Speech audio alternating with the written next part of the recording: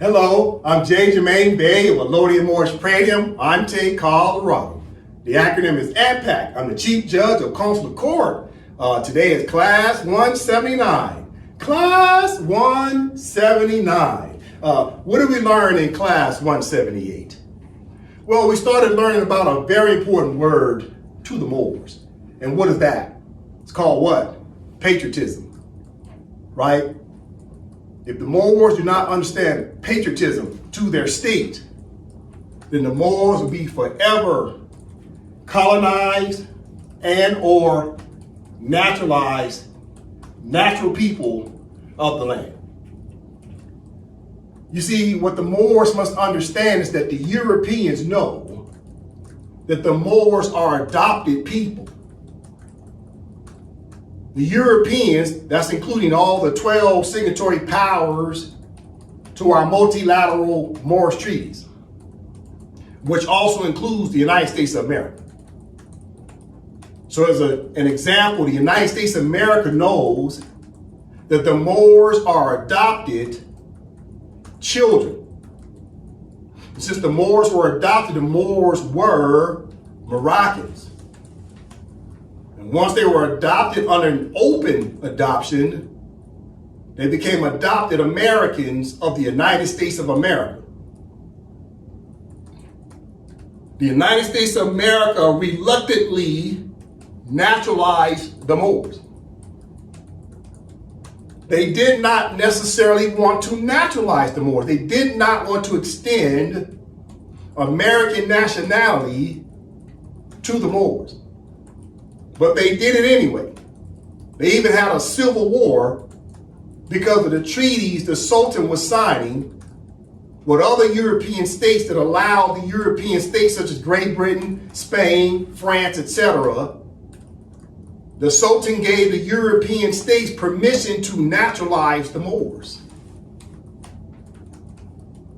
So in 1861, the United States of America got into a civil war because the South did not want to recognize Moroccans as Americans. But as we all know, the South lost the war. And now the Moors became citizens of the United States with the nationality of America. And ever since then, the Moors have been fighting for what's commonly known as equal rights. You don't understand that the United States of America reluctantly adopted you because they were following in line what's commonly known as what? That the treaties with the Sultan said that all the European states have to be treated the same. There could be no discrimination whatsoever under the most favored nation clause. The most favored nation clause in the Moorish Treaty said the Europeans have a right to treat the Moors equally in all the territories to keep them naturalized. The United States of America fell in line with the treaty language and adopted the Moors, but the Moors immediately became second class or even third class citizens. Who was first class? Free white persons, which were rich white men. Who was second class? Technically speaking, it was the Hispanics who were listed as white persons. They were not listed as brown persons. They were listed as white persons after the Mexicans, etc., were naturalized in the Treaty of what? That's right, Guadalupe Hidalgo of 1848. When you read the treaty, the bilateral treaty, it says the Mexicans were naturalized, but they consider Mexicans as what? White people. So when the Moors were naturalized, starting in 1856, and more specifically on the United States of America, under the Naturalization Acts of the 13th Amendment, 14th Amendment, 15th Amendment, and the Naturalization Act of 1870, the Moors also became Americans, but they put you on the caste system of black, or more specifically, colored Negro, which means you're adopted redhead stepchild to some foster parents called the United States of America and the Americans. Moors became at best, most likely, third-class citizens.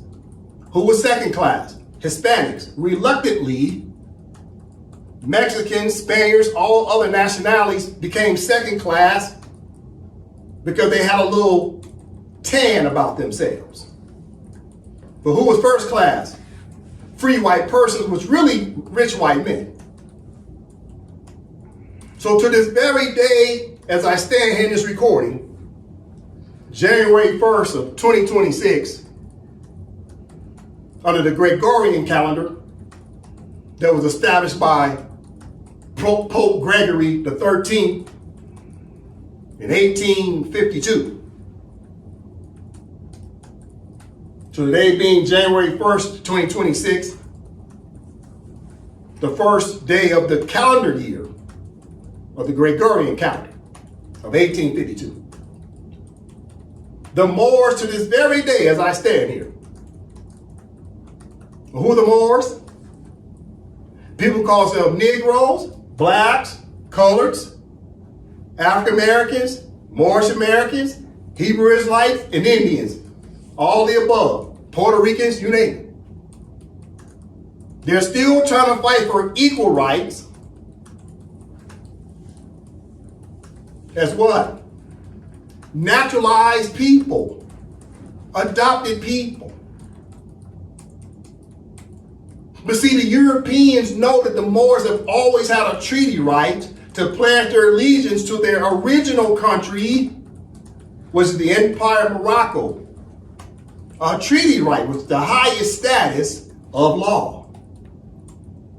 Treaty supreme law of the land. Therefore, the language in the treaty is a supreme law. It preempts all other domestic laws. So the Moors have been fighting for equal rights when the reality is the Europeans don't want you to be equal because they know that you got a right to go home, to pledge your allegiance to your original mother, which is the Empire of Morocco. So why would they turn around and try to give you equal rights? No, they're just going to give you privileges, and you don't like your privileges. You want equal rights as if you're a biological child of their country, and you're not. You're a foster child.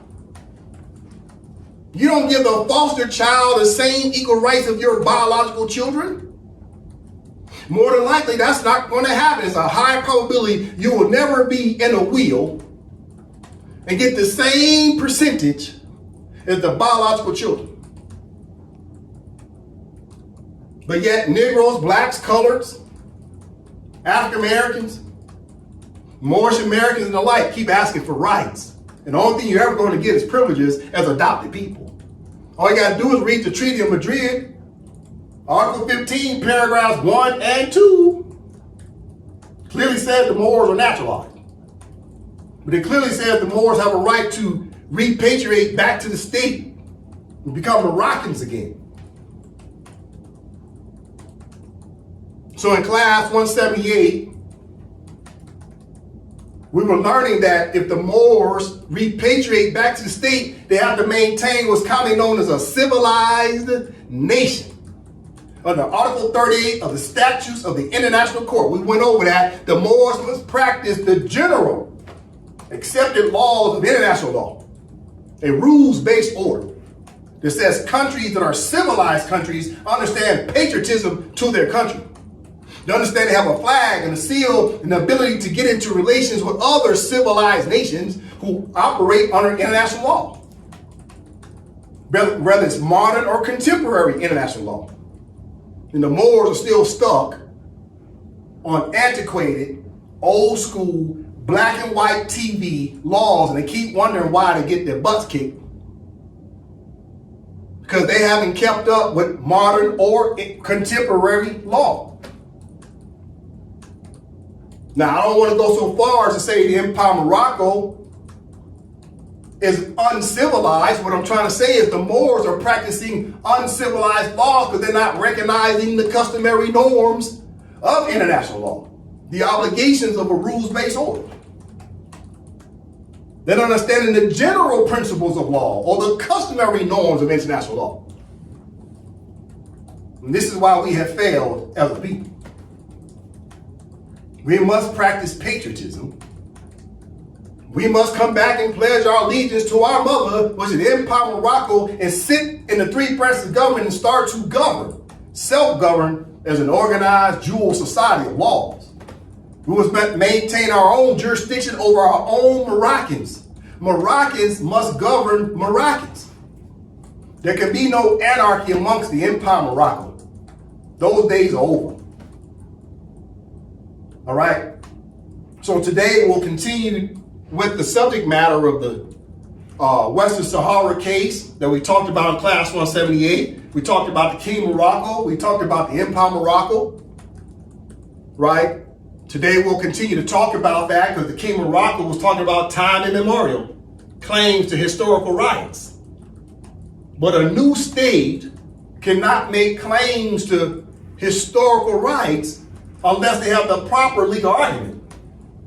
And clearly in the case of Western Sahara of 1975, advisory opinion ICJ, the ICJ rejected the King of Morocco, which tells you King of Morocco is missing a very important element to their so-called legal arguments. Today we will learn about what's called what? Succession state versus what? Continuity or continuous state. Do you know the difference between a succession state or a continuous state? A continuous state versus a succession state. Which one is the King of Morocco? Or are they neither? Are they just simply just a brand new state? We're talking about the Empire of Morocco. Is the Empire of Morocco still maintaining what? Continuity as the same legal personality that it's been since time immemorial. You must know the distinction between the legal personalities of the Empire of Morocco versus the Kingdom of Morocco. Why is that important for the Moors? Because as we start to make legal arguments on this word called decolonization, and we're making claims to territories, we're making claims to rights of treaties, then we must understand our legal personality as we're making claims. We must study how the Kingdom of Morocco lost and failed in their territorial claims in 1975. We must know the distinction between de jure and de facto states. That way, when we start to understand the word patriotism, who are we pledging our allegiance to as Moors? Is it the Empire of Morocco or is it the Kingdom of Morocco? Because Moors keep running around here waving the Kingdom of Morocco's flag, and the Moorish Americans don't know what the hell they're talking about. That symbolism represents nothing when you don't understand legal personalities.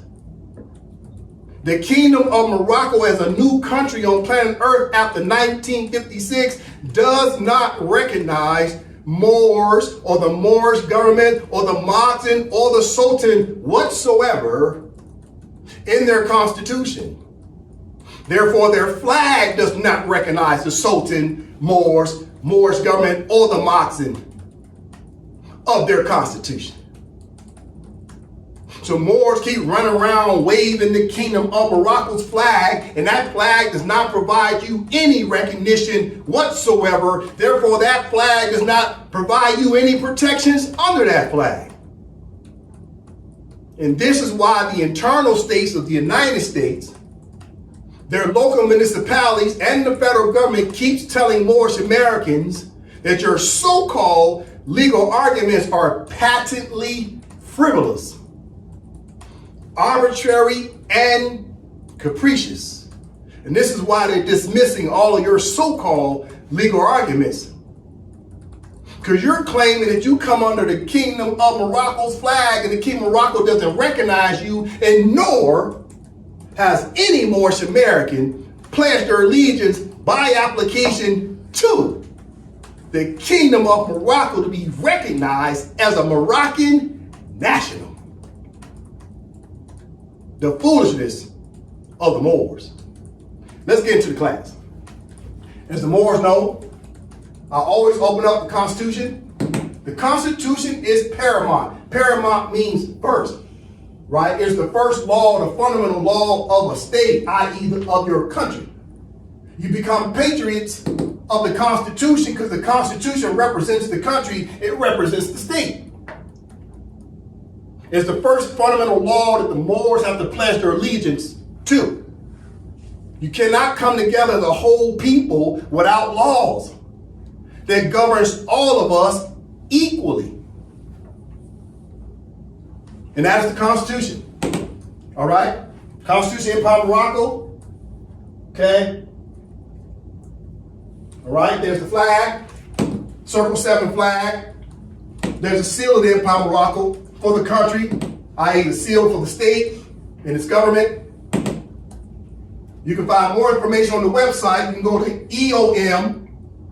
eomgov.com, okay?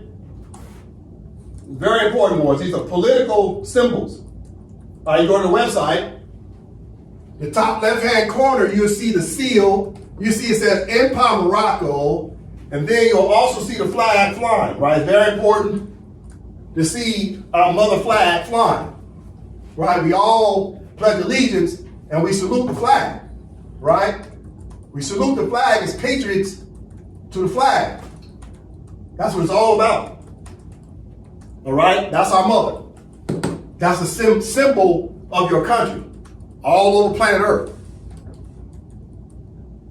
It's very important to understand. Okay, who's our head of state? The head of state is Kindin Bey. All right, there's Kindin Bey right there. It's the Sultan of the Empire of Morocco. Right, when I push up, it says Kindin Bey, the second Sultan of the Empire of Morocco since 1956. Right here it says the head of state took his oath on November 11, 2025. It says, I, Kindin Bey, do solemnly affirm that I will faithfully execute the office of the Sultan of the Empire of Morocco and will, to the best of my ability, preserve, protect, and defend the Constitution of the Empire of Morocco. So our Sultan is Kindin Bey. All right. Okay, so today we'll talk more about the Sultan of the Empire of Morocco. All right, so in addition to the Empire of Morocco as a constitution, all the Moors will need an internal state constitution, right, that comes under the umbrella of the Empire of Morocco. So your state constitutions come under the umbrella of the Empire of Morocco's constitution. You have your mother constitution, which is the external state that has the sovereignty and jurisdiction to go out and to get into relations with other sovereign independent states. All right? So for an example, this is AMPAC, the acronym AMPAC Constitution. All right? So all the Moors will need internal state constitutions to come under the external state. All right. So what I have up here? Okay. This is from the International Court of Justice website in the case of Western Sahara. We've been going over this the last couple classes. Okay, you can find this on their website, reference points. A couple classes ago, we read the overview of the case, of the Western Sahara case of 1975, the advisory opinion from the ICJ. Right? So today, we'll continue to read, like we've been doing. We've been reading over Judge De Castro's opinion. Right? Today we'll pick it up. The Western Sahara case, the separate opinion of Judge De Castro, page 149. Now, in case Moors will say, well, Jay, where are you finding that at? Okay. You go back to the case, right, the website, and you look over to the far right in these gray boxes, okay? Up here say overview of the case, right? And you come down here to what? Advisory opinions, right? You click on advisory opinions. As soon as you click on advisory opinions, okay, right here, of the West Sahara, you'll go down and you can see all the judges. You see this? All the judges have provided their opinions. Okay, so that's all the judges. You can see them there. All right, so all the judges. So right now we're looking at Judge De Castro's separate opinion of Judge De Castro. All right, but you can find all their opinions. I recommend for the Moors to read all of the opinions. You can click on English. Right, you see English, you click on that. They all pop up in English. Okay? All right, so let's go to Judge De Castro. We're going to pick it up on page 149.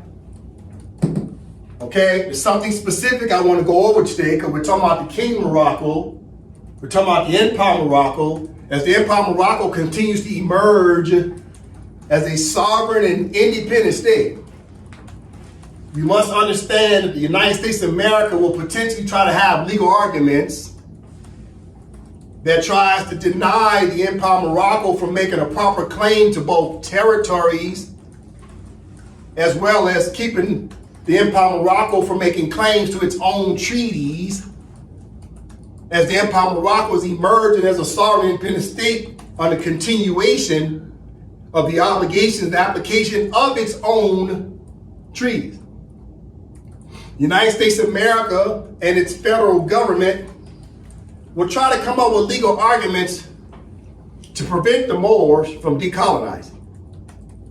Trust me, they're in that back room right now trying to figure it out.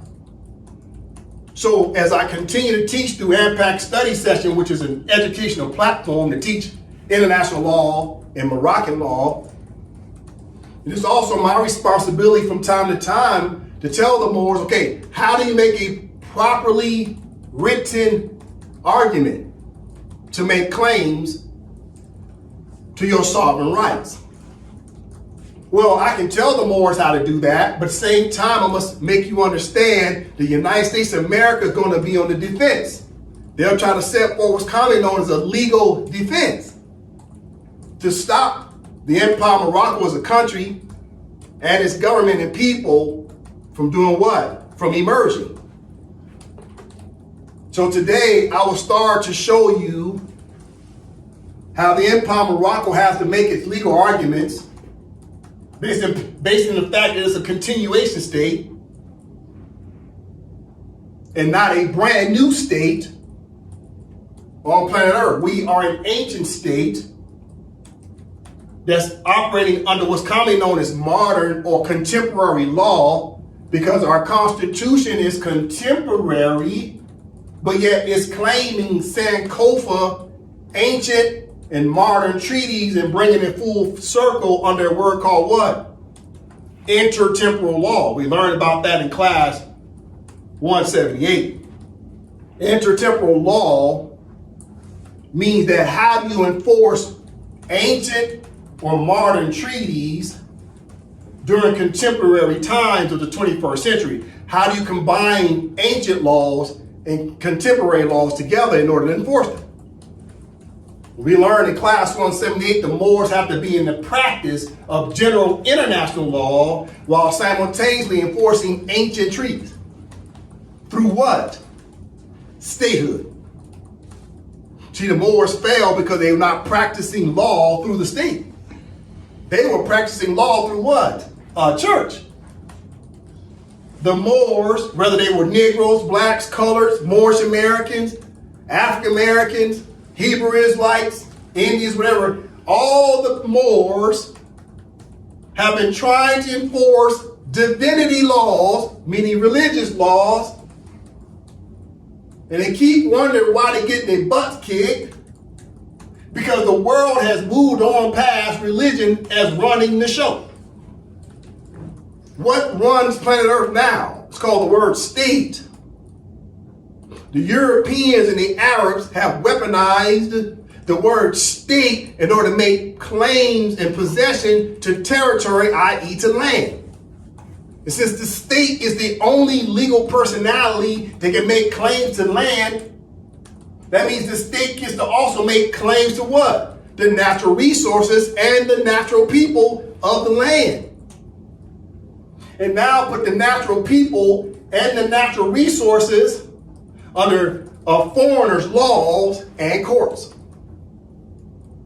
While simultaneously the natural inhabitants of the land are in church, and the Europeans and Arabs are sitting in the seats of government at the highest level of the state. And this is why they create this thing called separation of what? Church and state. The state's public laws supersede and preempt and overrule church private laws. So the Europeans and the Arabs have been controlling territories through the word state and its government over these people who keep wanting to go to church and be the leaders of churches. And the Moors have been getting their butts kicked because they don't know the difference between church and state. Listen. Okay, so now we're on page 149 of the Western Sahara, separate opinion of Judge de Castro, okay? All right, so we're going to jump down to subsection 4. Now, pay close attention because I'm getting ready to start making distinctions between the Kingdom of Morocco and the Empire of Morocco. These are two separate legal personalities. Okay, let me give you a visual before we start reading. I'll give you a visual. Okay. At the top it says, two distinct legal personalities. States are legal personalities. States are persons in international law. So over here to the left, I got the Empire of Morocco, its state flag, and the Sultan, Kingdom Bay. All right? Over here to the right, I've got the King of Morocco, the King of Morocco's flag, and it's what? King. King Mohammed the what? 6th. So the Moors don't know the distinction between the legal personality of Empire Morocco versus King Morocco. Right then and there, you've already failed at what? The 4 basic elements of a contract. We learned that in class 178, right? So in the 4 basic elements of a contract, what's the 4 basic elements of a contract? What's the first element? The parties must be known of the contract. Who are the parties? What's the second element? Who's superior and who's inferior in the contract? What's the third element? What are the terms and conditions of the contract? And what's the 4th element? How do you enforce the contract? Well, the Moors have been getting their butts kicked for decades, all because the Moors don't understand the 4 basic elements of contract. And the first element is the parties must be known. And within the treaties, he keeps saying that the Empire of Morocco is the country. The Empire of Morocco is the state. It is the first person in law. First person in law.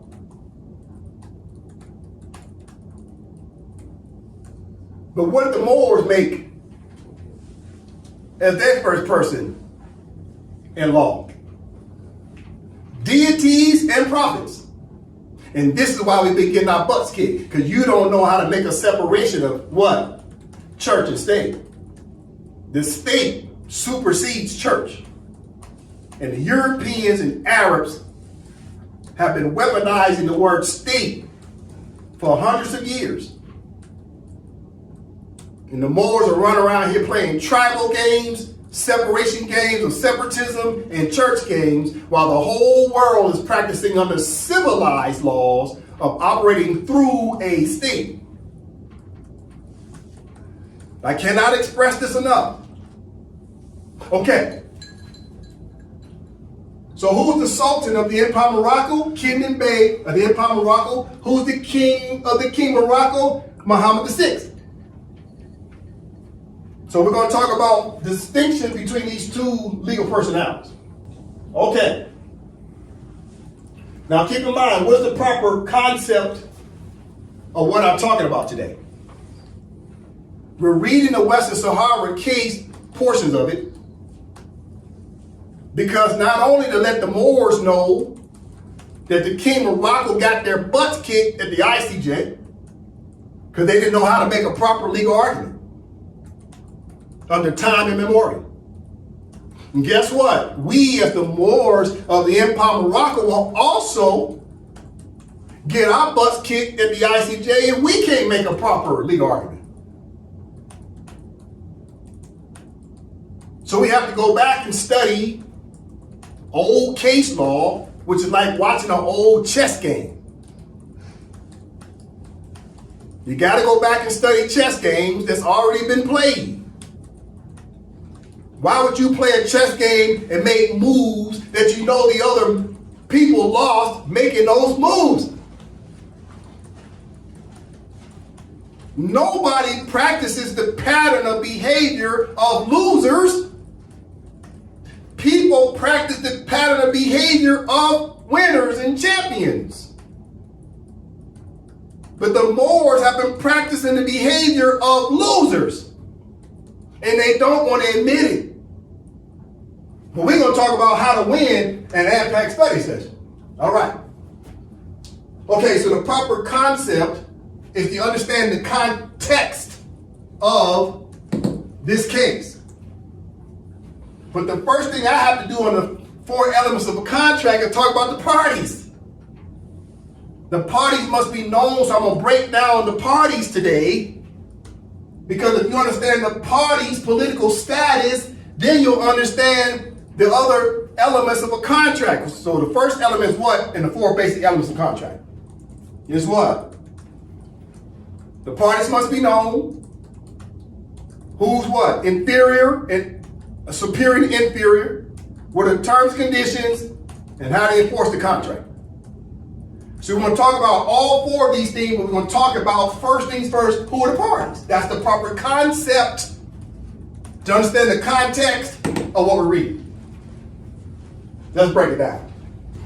Okay, page 149, section 4, Brother Dre from the top. For pre-Sahara zone and boundaries of the Kingdom of Morocco. The consistent testimony of historians and geographers is that the southern limit of the Moroccan Empire was at the extremity of the pre-Sahara zone. The political status of the zone was singular. The Sultan claimed to be the sovereign and was considered as such de jure, but not de facto in the geographical maps and by the European states. It was a strange situation. The boundaries of Morocco remained undetermined. The Moroccan authorities could not state exactly where they were and gave only delaying answers to the Spaniards' requests for information. Pause. Let's read it again from the top.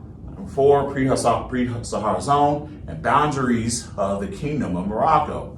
The consistent testimony of historians and geographers is that the southern limit of the Moroccan Empire was at the extremity of the pre-Sahara zone. The political status of the zone was singular. The Sultan claimed to be the sovereign and was considered as such de jure, but not de facto in the geographical maps and by the European states.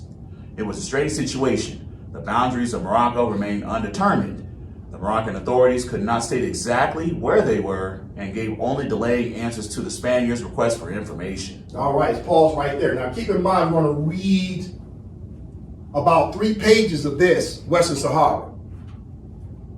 Then I'm going to move on. Okay? Now, recognize immediately how they're intermixing party names. Okay? Let's go back. As an example, let me give them more of the visual. They're intermixing these 2 distinct legal personalities. They're intermixing Kingdom Morocco, also along with the Empire Morocco, because they keep mentioning what? The Sultan.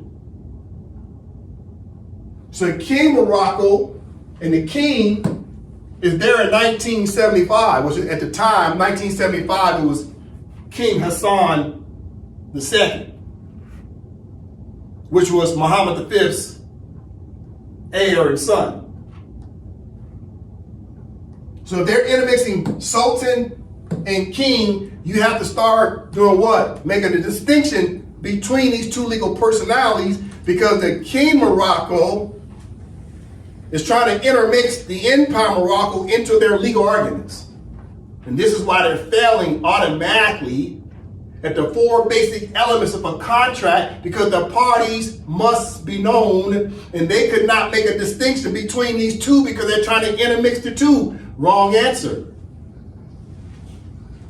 That's improper. That made the King of Morocco what? A plaintiff in error, because they still talking about the Sultan and the Empire of Morocco. So was it the Sultan and the Empire of Morocco making a claim in 1975? Or was it the Kingdom of Morocco and the King making a claim in 1975? You see? So you must understand the distinction between these two distinct legal personalities that I have up here. This is very important. So let's zoom in a little bit. Let's zoom in. What's happening here? Pay attention. It's very important, Moors. We must study. We must understand law. Parties must be known. King Morocco, right? That's a legal personality. Then all of a sudden he mentioned Moroccan Empire. Isn't that a different legal personality? Because they're talking about the Empire of what? Morocco versus the Kingdom of Morocco, two separate legal personalities. What also makes it distinct? Well, there's a king, King Hassan at the time, 1975, a king is now mentioning who? The Sultan. They're not one and the same people. It's not one in the same office. It's not one in the same monarchy. Two distinct legal personalities. So the Moroccan Empire, or the Empire of Morocco, has a sultan. The King of Morocco has a king. It's very important to understand. But as a legal personality, as a state, King of Morocco was a brand new state on planet Earth starting in 1956. Pay attention, Moors. I'm about to make a point. I'm getting ready to transition.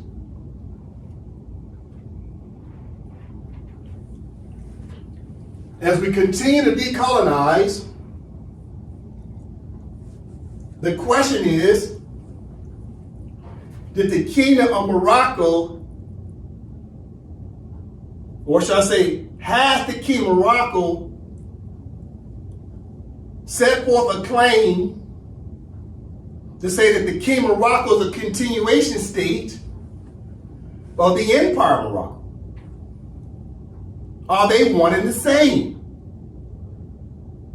Well, the answer was already settled in 1975 because the ICJ said, no, you're not the Empire of Morocco, you're not the Sultan. In the advisory opinion, this has already been settled. So therefore, the Kingdom of Morocco is not a continuation state of the Empire of Morocco. You see? Okay, then what is the King of Morocco as a legal personality if they're not a continuation state? Are they a succession state? Or are they just simply a brand new state on planet Earth that has no claim to nothing other than a territory after 1956? Listen, we're going to come back to this reading. Let me jump ahead. I'm going to jump ahead. What do I have up here? Okay, no, from the top.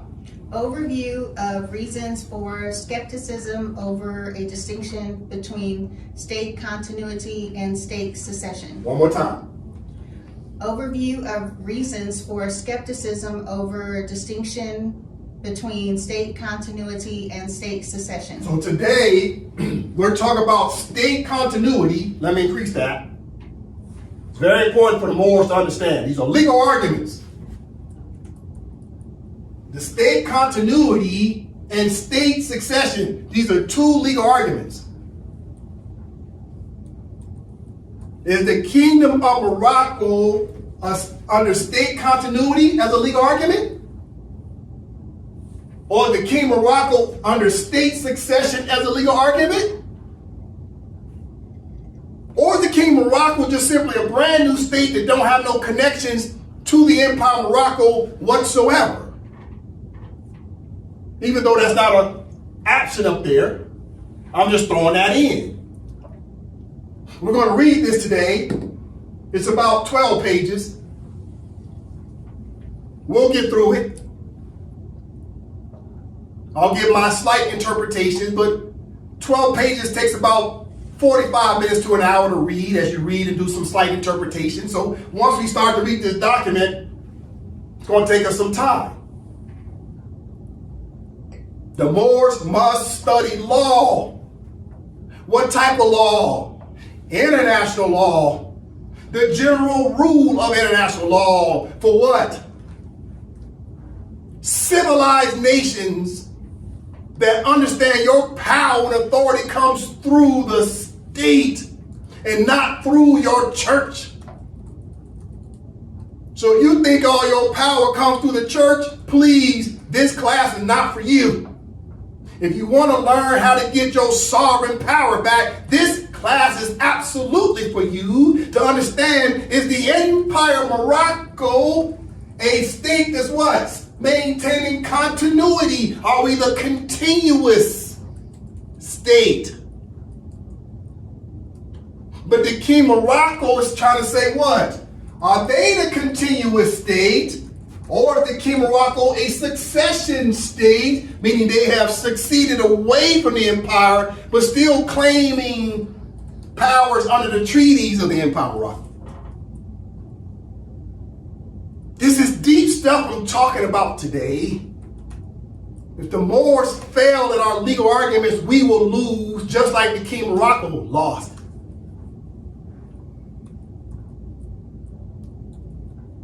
Okay, let's take it to the board.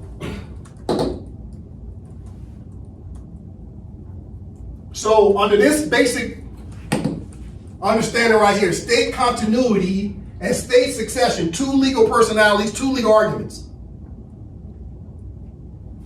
Take it to the board. So the Empire of Morocco and the King of Morocco, only one of these legal personalities is de jure. The other one is de facto at best, meaning a fact, but not a truth, to the proper claims to the territories of the Empire of Morocco and the treaties. Listen, the continuous practice of the general international law, and the continuity of the specifics of the Empire of Morocco's bilateral and multilateral treaties under the Sultan and the Moorish Government through the emergence of the de jure competent authority of the legal personality of the Empire of Morocco as the original state and its natural inhabitants recognized as Moorish subjects, Moors, Moroccan subjects, or Moroccan nationals. Let's read it again, straight through. The continuous practice of general international law and the continuity of the specifics of the Empire of Morocco's bilateral and multilateral treaties under the Sultan and the Moorish Government through the emergence of the de jure competent authority of the legal personality of the Empire of Morocco as the original state and its national or natural inhabitants recognized as Moorish subjects, Moors, Moroccan subjects, or Moroccan nationals. This is the proper concept to the context of what we'll read. We'll go back over this again later on, okay? I'm just jumping ahead. Now let's go backwards so we can build up to this point. All right? So as we read these 3 pages, we're going to make a distinction between the King of Morocco and the Empire of Morocco. We'll make a distinction between the king and a sultan because Muhammad what should I say, Hassan II in 1975 was trying to intermix these two. Why was he doing that? Because he knew he could not make claims under the King of Morocco and the king all by himself as a legal personality. He had to try to bring in the empire's arguments. Well, he couldn't do that by himself. Only the Sultan and the Moorish government could do that. And the King of Morocco is trying to pretend like they're a trustee or something on behalf of the Empire of Morocco, as if the king and the King of Morocco could speak on behalf of the Sultan and the Empire of Morocco and the Moors. While simultaneously, the King of Morocco don't even want to recognize the Moorish government anymore, but yet the King of Morocco wants to make claims to what belongs to the Sultan and the Moorish government. The audacity. So we're going to shut down the United States of America before they can even make a legal argument to say, no, we recognize the King of Morocco as the true heirs or person that inherited the empire. Oh, really? Let's study. Because they already got their butts kicked. The United States of America already knows the King of Morocco got their butts kicked in 1975. I cannot say that enough. Let me say it again. The United States of America already knows that the King of Morocco already got their butts kicked in the advisory opinion. So the United States of America already knows that's a weak legal argument to say that the King of Morocco is the continuation state that took over for the empire. But I have to express this to the Moors and explain it to the Moors, so we're already getting ahead of it, because I'm already projecting and telegraphing to the United States of America that you're wasting your time. Listen. Okay, Brother Dre, from the top, let's ride. From 4 pre-Sahara zone and boundaries of the Kingdom of Morocco. The consistent testimony of historians and geographers is that the southern limit of the Moroccan Empire was at the extremity of the pre-Sahara zone. The political status of the zone was singular. The Sultan claimed to be the sovereign and was considered as such de jure, but not de facto in the geographical maps and by the European states. It was a strange situation. The boundaries of Morocco remained undetermined. The Moroccan authorities could not state exactly where they were and gave only delaying answers to the Spaniards' request for information. Paul, so it's important to know that Judge De Castro in the case was saying it was a strange situation that the boundaries of Morocco remain undetermined.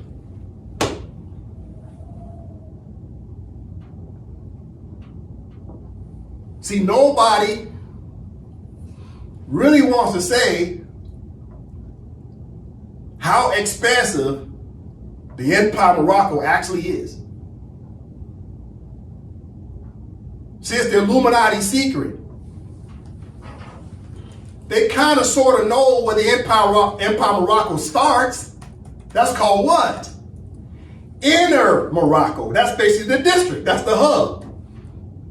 All countries on planet Earth, at the very least, have a district, which is the hub that's a part of the metropolitan state. It's just the center of everything.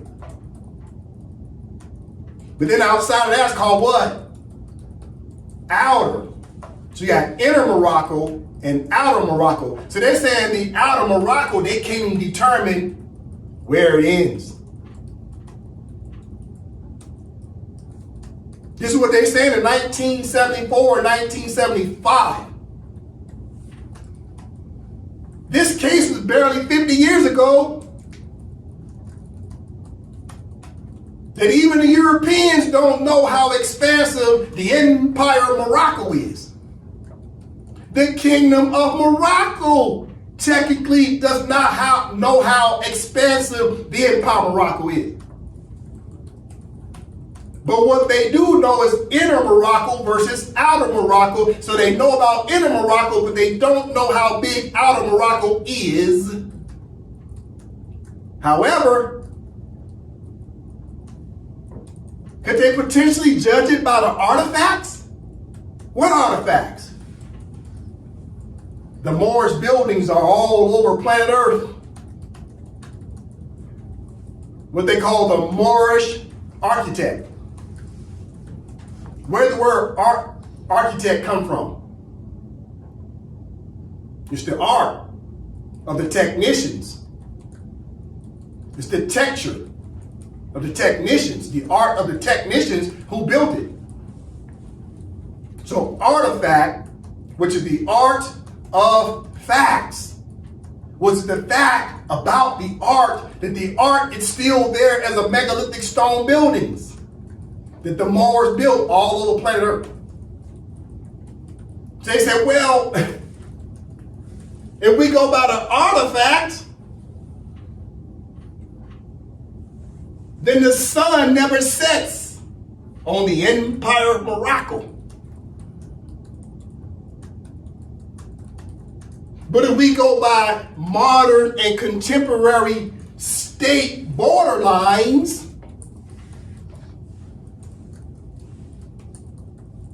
then we can say, well, we can finagle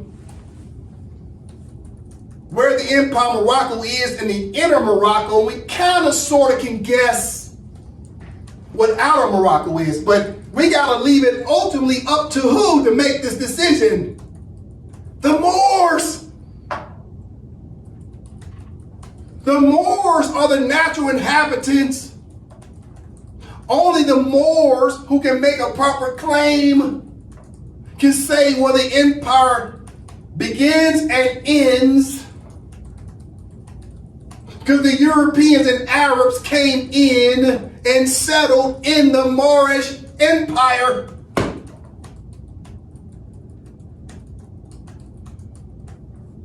So the Moors in every territory have to wake up and say, yes, this territory is also a part of the Empire of Morocco. And yes, this territory now declares itself as coming under the sovereignty and independence of the Empire of Morocco's constitution. Until that happens, the Europeans and Arabs, etc., will continue to say, we don't know what. Let's read again. It was a strange situation. The boundaries of Morocco remain undetermined until who makes the determination? Moors. Because of these Moorish buildings all around planet Earth. The Moors too busy playing church games and don't understand how to make a proper legal claim through the word state. But which state? The Empire of Morocco, and not your tribes, and not your churches, not your LLCs. Listen, let's continue. The Blasiba was in the power of local chiefs or sheiks, either fighting or allied among themselves, so that relations with the Moghzin were always liable to change according to whether the Sultan's forces were approaching or whether he needed aid in his internal quarrels. Paul, read again. The Blasiba was in the power of local chiefs or sheiks, either fighting or allied among themselves. Pause, read it again. The Blasiba was in the power of local chiefs or sheiks, either fighting or allied among themselves. Oh, so the Moors were fighting amongst themselves, or they were allied amongst themselves. The Moors were practicing tribalism and separatism most times, and then sometimes they came together and allied against some neighboring forces. And this has been going on all the way up until what? January 1st, 2026, as I stand here today in this recording. The Moors have delayed their own justice because of tribalism and separatism. We must become allied as what? Patriots of our country, as one people, one flag, one constitution, one state seal that we pledge allegiance to be allied. That's the answer to the test. From the top. The Blasiba was in the power of local chiefs or sheiks, either fighting or allied among themselves, so that relations with the Moghazan were always liable to change according to whether the Sultan's forces were approaching or whether he needed aid in his internal quarrels. The zone of the Sus was in that irregular condition, which was still further complicated by the fact that the almost independent principalities more or less eluded the Sultan's independent authority. The cartographers knew the coastal zone well, but had to take its variations into account. That explains why in the maps of Morocco from the 17th to the 19th century, Morocco's frontier is placed at Cape Noun to the south of the Noun, to the north of Cape Noun on the Mesa River, at Cape Agulon, at Cape Juby, and on the Wadras, bounded by the region of the independent Moors and by the kingdom or state of Sidi Hisham and the Wad Noun. On the subject of those principalities, we are told that Tazaralt corresponds to the state of Sidi Hisham. It includes the township of Ilai and the tomb Kuba of Sidi Ahmad Musa. H.D. de Castries, Notice sur la Région de la Dra, Bulletin de la Société de Géographie, 1880, volume 20, page 500. The country of the Wad Noun to the south of Tazaralt is also called after the name of the founder of the dynasty, the state of Abid Allah Salem. The representatives thereof in 1880 were the Bayruk brothers.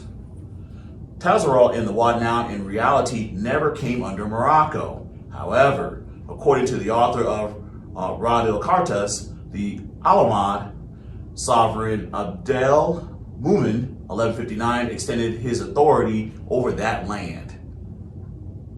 It is also to be noted that towards 1765, the greater part of the Tekna Confederation, which was established at the mouth of the Dras, freed itself of Moroccan control. The Moroccan Tekna are not to be confused with the free Tekna of the Sahara. The political situation of the zone is still further complicated by the fact that the chiefs of the zone extended or claimed to have authority over the zone of Tarafa. Thus, Bayruk made agreements with Mackenzie concerning the establishment of the trading station at Cape Juby as an independent authority. And he also tried to urge the European powers to build a harbor in the region against the interest and despite the opposition of the Sultan. Nevertheless, there was a time when the differences between the Bayruks and the Moroccans came to an end, when Bayruk received from the Sultan an appointment as Cade. But for that very reason, Bayruk found his authority over the Tekna tribes disappearing. Trouts, Morocco's Saharan Frontiers, Geneva, 1969, page 151. The advance of the French armies changed everything. F.D. La Chapelle, Esquisse, Dioun, Histoire de Sahara, Accidental. Hesperius Fossis, page 1 through 2, 1930, page 90. But as Meach said in his essay on Morocco, it is to the French forces that Morocco owes the pacification of the unsubjugated zones. For the first time, the whole of the country came under the same central power. The immediate consequence was the development of a national self-awareness. Immediately Marouk, Paris, 1950, page 43. This peculiarity of the Blasiba affords the explanation and justification of the so-called shipwreck clause for the Sus region. The origin may be found in the Treaty of Peace and Commerce between the Sultan of Morocco and the King of Spain of 28 May 1767. Later, this became a customary clause in the treaties between Morocco and European powers. The fact is that the idea that sovereignty implied responsibility for unlawful acts of a sovereign's subjects was well known to Morocco. In order to affirm the concept of Morocco as sovereign in all regions claimed as belonging to it, Boulay Hassan decided in order that doubt should not be thrown on his authority over those territories, to entertain the request for indemnity submitted to him, thus exacerbating, as Miage observes, the bleeding of the Moroccan treasury. Pause. Very important to understand. Take it from the top right here. The origin. The origin may be found in the Treaty of Peace and Commerce between the Sultan of Morocco and the King of Spain of 28 May 1767. Later, this became a customary clause in the treaties between Morocco and European powers. The fact is that the idea that sovereignty implied responsibility for unlawful acts of a sovereign's subjects was well known to Morocco. In order to affirm the concept of Morocco as sovereign in all regions claimed as belonging to it, Moulay Hassan decided, in order that doubt should not be thrown on his authority over those territories, to entertain the request for indemnity submitted to him, thus exacerbating, as Miege observes, the bleeding of the Moroccan treasury. Pause. Okay. Right here, you have to understand that the Sultan was still making claims to all these territories as the sovereign. But the Europeans was giving them pushback saying, look, man, if you're claiming to be head of state over these territories, in which the Europeans still recognize the Sultan as being head of state or sovereign over these territories, the Europeans turned around and said, well, everything these Moorish subjects do to violate the Europeans' treaty rights becomes the responsibility of the Sultan. So anything the Moors did to breach any type of treaties, then the Europeans held the Sultan responsible. And if the Sultan didn't want to be responsible, then the Europeans were saying, well, if you're not governing over these Moors, then we're going to consider these territories under the control of the Europeans. So what happened next? The Sultan said, no. I'm still the sovereign. I'm still the Sultan. And to prove that, if the Moors do something wrong, I'll pay the ransom. If these Moors take a ship, they take some people, they take some cargo, and they're asking for a ransom. As Sultan, I'll pay the ransom to have the property returned back to the Europeans. And the Europeans said, really? We'll see about that. So listen to it closely. He'll explain it here. Judge De Castro is explaining what was presented to the ICJ. Listen. It says that the fact is that the idea that sovereignty implied responsibility for unlawful acts of the sovereign's subjects. Who was the sovereign subjects? The Moors. The fact is that the idea that the sovereignty implied responsibility for unlawful acts of a sovereign subjects was well known to Morocco, so the Sultan was responsible for the Moors. Foolishness. In order to affirm the concept of Morocco as sovereign in all regions claimed as belonging to Morocco, Moulay Hassan decided, in order that doubt should not be thrown on his authority over those territories, to entertain the request for indemnity submitted to him. Now, what's indemnity? Listen. What's the definition of indemnity? Nova? Indemnity, a noun. 1, security or protection against a loss or other financial burden. Security against or exemption from legal liability for one's actions. A sum of money paid as compensation, especially a sum exacted by a victor in war as one condition of peace. Again, from the top. Indemnity is security or protection against a loss or other financial burden. Security against an exemption from legal liability for one's actions. A sum of money paid as compensation, especially a sum exacted by a victor in a war as one condition of peace. Mm-hmm. So the Sultan said, you know what? I'll take on the indemnity, which means he took on what? The liability. of any damages that the Moors did to the Europeans, the Sultan turned around and said, I'll pay the damages, in order to prove that the Sultan was still governing over those territories of Sahara. Now check it out. Now once he accepted the liability on the indemnity, look what happened next. You see I got it in blue? Watch. Thus what? Exacerbating the bleeding of the Moroccan treasury. What's exacerbating mean? Okay. Nova from the top. Exacerbate, verb, make a problem, a bad situation, or negative feeling worse. Again, from top. Exacerbate, verb, 1, a problem, bad situation, or a negative feeling worse. So he exacerbated, he made a situation he made the problem or the situation worse. Because he took on the liability of the Moors' belligerents. Also, that the Sultan can prove that he was still governing over the territories and seas based upon his sovereign authority. Listen to me. Now do you understand why the Sultan finally in 1856 started allowing the Europeans to naturalize the Moors?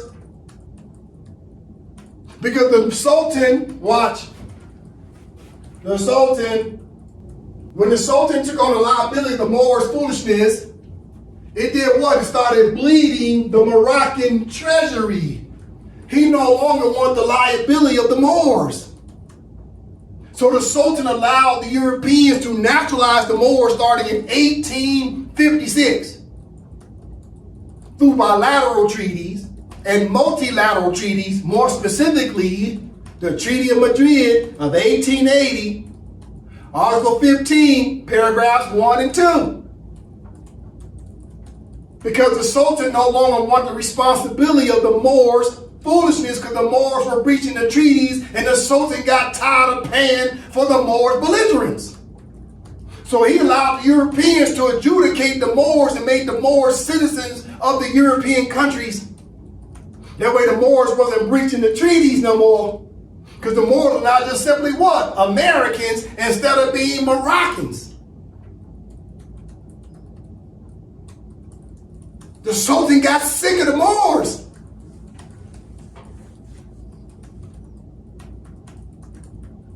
But the Sultan never gave up his sovereignty over the territories. He just allowed the Moors to be under adoption agency, open adoption, not a closed adoption. So he allowed the Europeans to naturalize the Moors, to put the Moors under the civil and criminal jurisdiction of the Europeans, but yet the Sultan never waived or renounced his claim over the territories.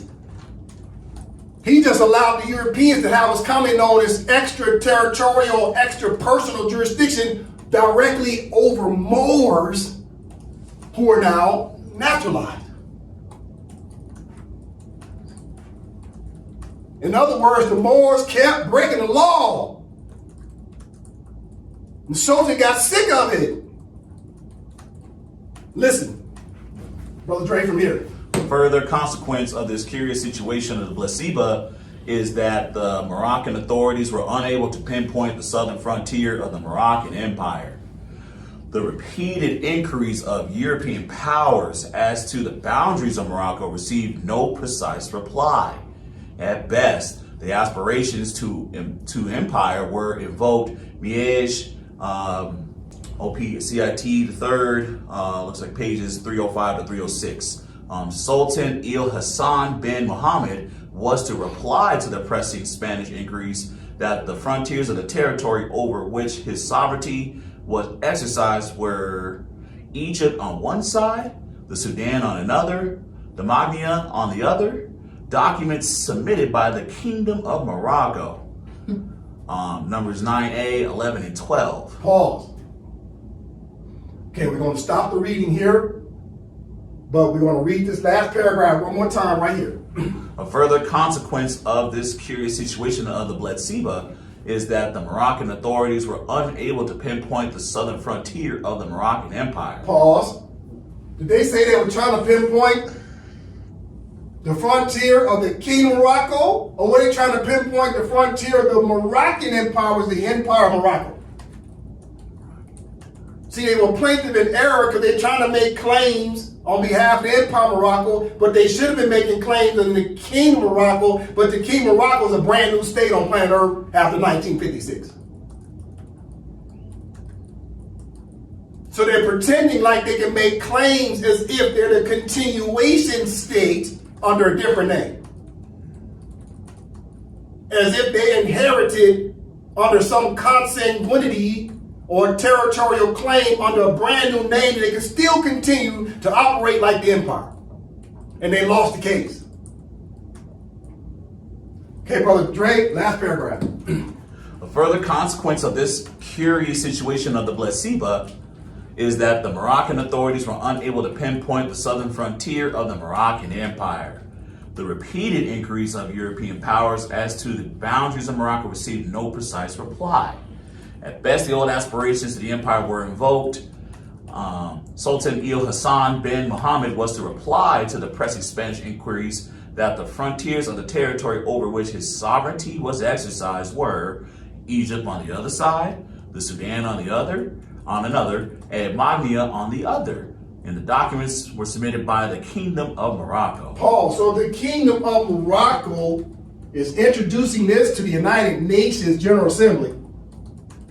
And they're introducing documents to Spain and other European countries. How could the Kingdom of Morocco make these claims when clearly they keep talking about the Moroccan Empire and the Sultan? These are two separate legal personalities. Let's go back to it. These are two distinct legal personalities where the King of Morocco is trying to act like they're the trustees of the Empire of Morocco. That the king of the King of Morocco is still trying to act like he speaks on behalf of the Sultan. You see that? Now the question is, how is it that the King of Morocco, under this flag of the King of Morocco and the king, how could they make these claims and attempt to get away with it? You know how they were getting away with it in 1974 and 1975? It's because the Empire of Morocco was in the absence of the Sultan and the Moorish government. There was no executive branch, there was no legislative branch, and there was no judicial branch, and there was no head of state of the Empire of Morocco. Therefore, was no one there to speak on its behalf to reject the claims of the King of Morocco. So the king of the King of Morocco was taking advantage of the fact that the Empire of Morocco was in a shallow grave while simultaneously trying to make claims to the treasury and properties of the Empire of Morocco. Why? Okay, now let's go a little deeper. Let's go a little deeper. First of all, what I have up here, this is the Constitution of Morocco's Constitution, King of Morocco, 2011. Keep in mind, this is their amended constitution. Their first constitution came out in 1961. So their original constitution, 1961, but it's got amendments up to the year 2011. If you open up their constitution, you will not find the word Sultan. You will not find the word Moor. You will not find the word Moorish Government. And you will not find the word Moxon. Why are these words important to know? Because how can you try to pretend to be a continuation state of the empire when you don't even have the most important words in it? Listen to me. Pay attention. This is the Act Down the Stairs, a multilateral treaty of 1906.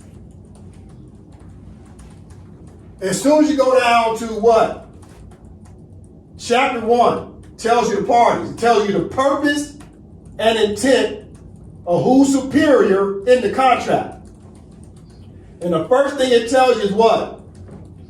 That this contract was about what? It was about who? The Sultan, right? Article 1. And about who else? The Moorish Government. And about what? The Moxen. Here's the word Moxen. So you got Sultan in Article 2, Sultan, Moxen, Moorish. So if you act out of Sarah's, says that the legal parties is the Empire of Morocco, is the empire, right? It's the empire. Watch how I push up. I'm going to push right there. Chapter 5. Customs of the empire. Right?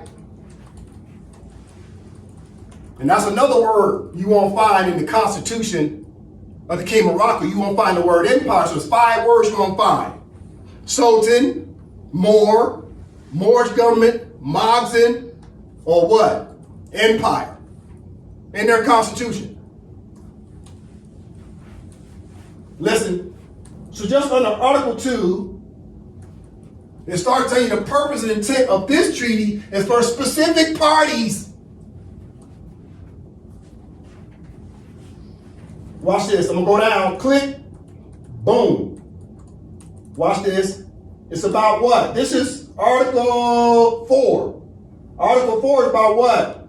The Moorish authorities. Isn't that the legal personality? Let's click one more time. Boom. Let's go down here. It's about what? This is Article what? What article is this? Article 15 talks about what? The Moorish Minister of War. So it's the Moors are overseeing the government, right? Let's go down one more, last one. Bam.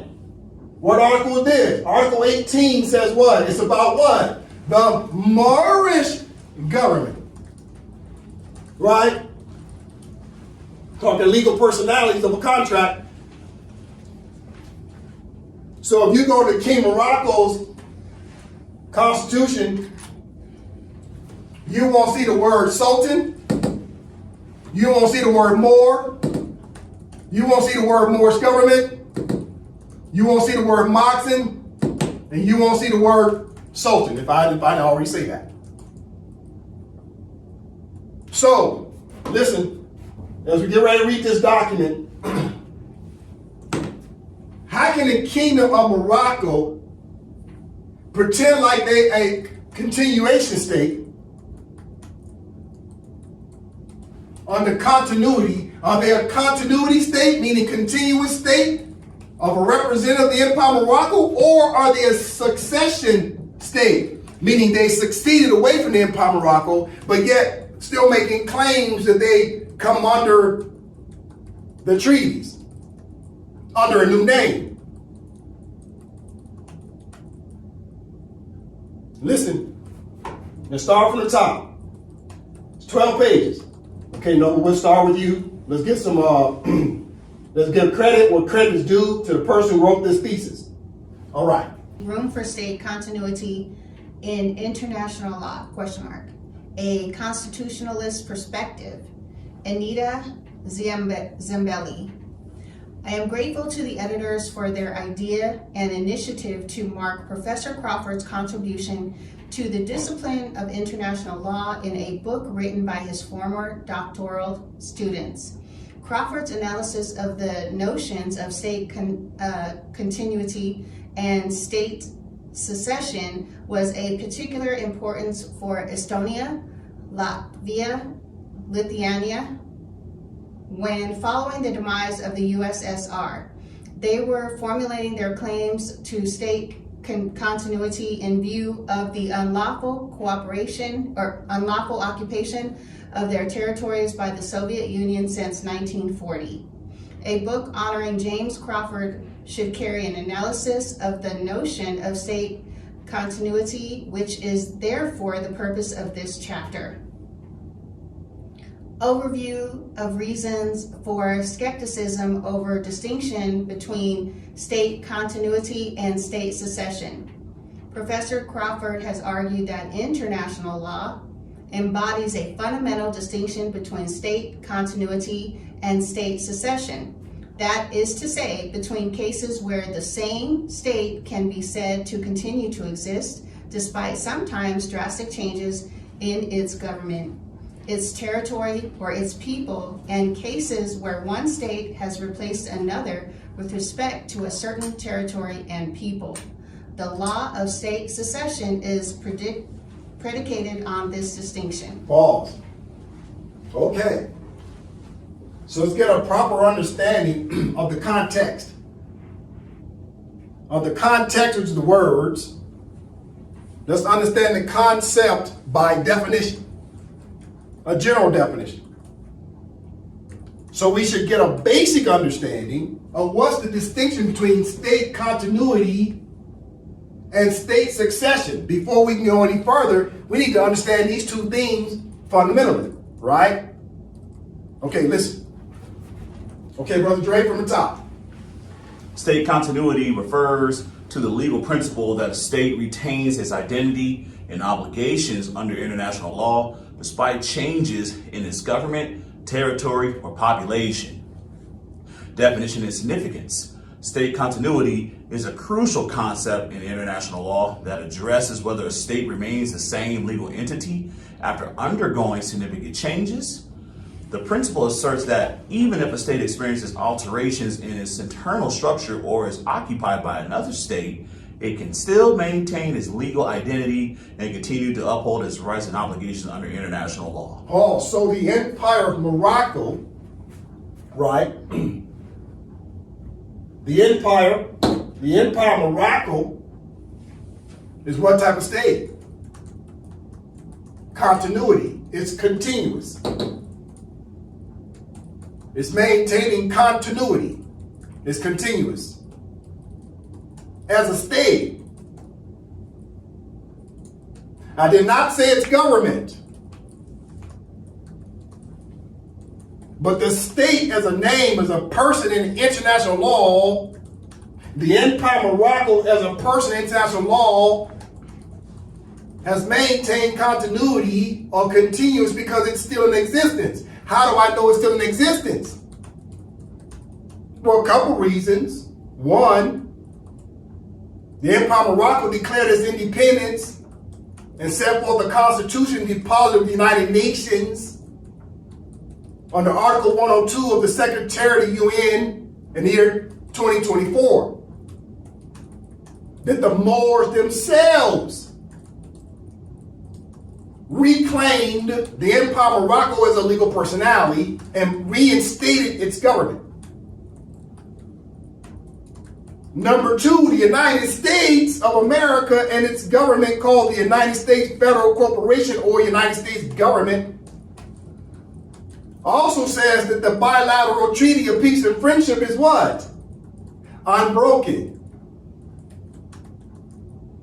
That the United States federal government says the Treaty of Peace and Friendship of both 1786 and 1836 are continuous. So the other signatory power of the bilateral treaty, which the United States of America has confirmed and reaffirmed that if the treaty is still binding, that means also the Empire of Morocco is still what? Continuous. Because both parties are still what? In full force and effect. However, is the United States of America and its federal government saying they have relations with the King of Morocco? Yes. So the United States says that the Treaty of Peace and Friendship of 1786 is its longest unbroken treaty, and that they're still in relations with Morocco. They're in relations with what? A, the country, Empire of Morocco, and two, they're in relations and diplomatic relations with the Kingdom of Morocco's government, while simultaneously recognizing that the treaty is under the name of Empire of Morocco, two separate legal personalities. See, they're playing political games. Listen, so we just looked at the definition, or at least a basic understanding of state continuity, right? Let's look at key aspects. Listen, Brother Dre. Key aspects of state continuity. 1. Identity of states. State continuity is often synonymous with the identity of states. It raises questions about whether a state that changes its constitution, territory, or population loses its character as a subject of international law. Pause. 2. So 2, state succession. Pause. Wasn't we going over state continuity and state succession? So let's get a brief understanding of state succession from the top. Key aspects of state continuity. 1. Identity of states.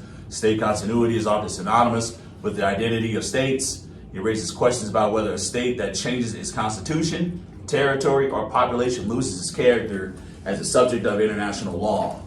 2. State succession. The concept is distinct from state succession, which occurs when one state replaces another in relation to a specific territory and population.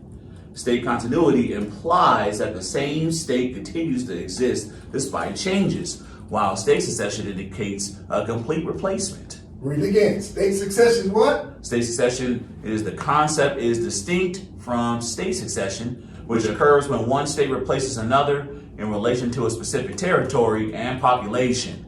State continuity implies that the same state continues to exist despite changes, while state succession indicates a complete replacement.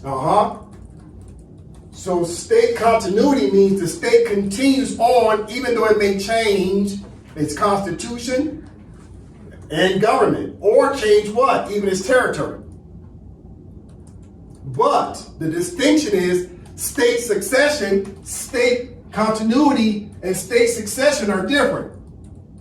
State succession indicates a complete replacement of a name, complete replacement of a government, complete replacement of a territory, etc., etc., etc. It's replacing it. Okay, let's look up state succession. Just get a basic understanding, Brother Dre. State succession refers to the replacement of one state by another in the responsibility for the international relations of a territory, often occurring during events like decolonization, dissolution, or unification. Paul, reason from top. State succession refers to the replacement of one state by another in the responsibility for the international relations of a territory, often occurring during events like decolonization, dissolution, or unification. All right, so the King of Morocco is saying what? Are they saying they're a state, continuous state of the empire? Or is the King of Morocco saying they're what? A succession state that's taking over the territory, replacing that territory, the brand new name, brand new everything. While simultaneously saying it wants to also enforce the Empire of Morocco's treaties. Listen, from the top. State succession refers to the replacement of one state by another in the responsibility for the international relations of a territory, often occurring during events like decolonization, dissolution, or unification. Definition of state succession. State succession is a complex legal concept in international law that deals with the transition of rights and obligations when a state undergoes changes in sovereignty. This can happen through various processes such as the formation of new states, the dissolution of existing states, or territorial changes. The Vienna Convention on Succession of States of 1978 provides a framework for understanding these transitions, although it is not universally ratified. All right, pause right there. So it talked about this Vienna Convention on the Succession of States of 1978. We will not read that tonight. However, here is that Vienna Convention on the Succession of States in respect of treaties. So succession states are saying they're succeeding from the original state, while simultaneously succession state says it still wants to be obligated to the treaties of the original state. So the King Morocco wants to pretend like a succession state, claiming treaties and territories of the empire. Or is the King Morocco saying they're a continuous state or continuity state that says they simply just the empire under a brand new name? Almost like a trade name.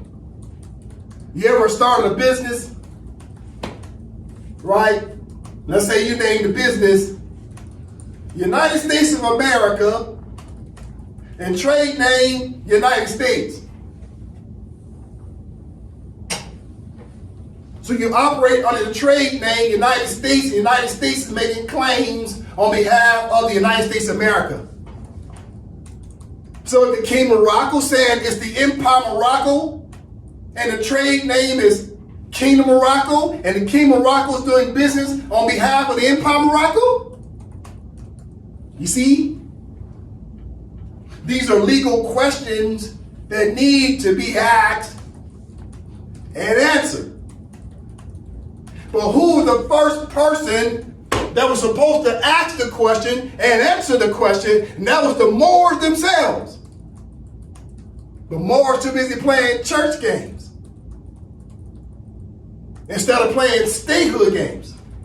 Because the world, under what's coming known as civilized nations, practice the general acceptance of international law, and international law says your power comes between what? The state and the people, and not the church and the people. So we'll read this another day. Going back, straight from top. Definition of state succession.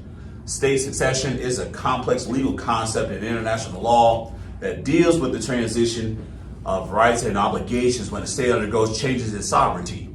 This can happen through various processes such as the formation of new states, the dissolution of existing states, or territorial changes. The Vienna Convention on Succession of States 1978 provides a framework for understanding these transitions, although it is not universally ratified. Types of state succession. 1. Universal succession. This occurs when a predecessor state completely dissolves and one or more successor states emerge. For example, the dissolution of the Soviet Union led to the formation of multiple independent states. 2. Partial succession. This happens when a state loses part of its territory but continues to exist. An example is the separation of South Sudan from Sudan in 2011. Where Sudan remained a state while South Sudan became independent. All right. So, the question is the King Morocco a state succession, or is the King Morocco claiming state continuity? Well, we just looked up the basic understanding of what these two legal principles are, but now let's look at a thesis. That's 12 pages. Let's break it down a little bit more. All right. Okay, Nova from the top. Overview of reasons for skepticism over a distinction between state continuity and state secession. Professor Crawford has argued that international law embodies a fundamental distinction between state continuity and state secession. That is to say, between cases where the same state can be said to continue to exist despite sometimes drastic changes in its government. its territory, or its people, and cases where one state has replaced another with respect to a certain territory and people. Pause. Read it again. Overview of reasons for skepticism over a distinction between state continuity and state secession. Professor Crawford has argued that international law embodies a fundamental distinction between state continuity and state secession. That is to say, between cases where the same state can be said to continue to exist despite sometimes drastic changes in its government, its territory, its people, and cases where one state has replaced another with respect to a certain territory and people. Pause. So, is the key Morocco a state continuity, or is the key Morocco state succession? Well, one of the ways of answering that question is their state continuity is, are they maintaining the proper legal personalities of being the Empire of Morocco? Well, the answer is no, because they changed the name to Kingdom of Morocco. That's number one. Number two, we go back to the Act Algeciras of 1906. Who did it say the parties were in the treaty? Well, when you go down to Article 1 and Article 2, it says the parties are who? It has to be a Sultan, a Moghzin, and the Moghzin is a part of the Moorish Government. So a continuity state or a continuous state will still have the legal personalities of who? The Sultan and the Moorish Government. So if you look at the King of Morocco's constitution, does it mention the word Sultan in it? No. Does it mention the word Moor in it? No. Does it mention the word Moorish government? No. Does it mention the word Moghzin? No. Does it mention the Sultan? No. So how can it be a continuous state or a continuity state? It doesn't even check the boxes of continuity or continuous, because they're not using the same legal personalities. They failed in the first box of the four elements of a contract. Listen. Or is the King of Morocco a state succession? You see? That they succeed away from the Empire of Morocco, the same way Ukraine succeeded away from the USSR.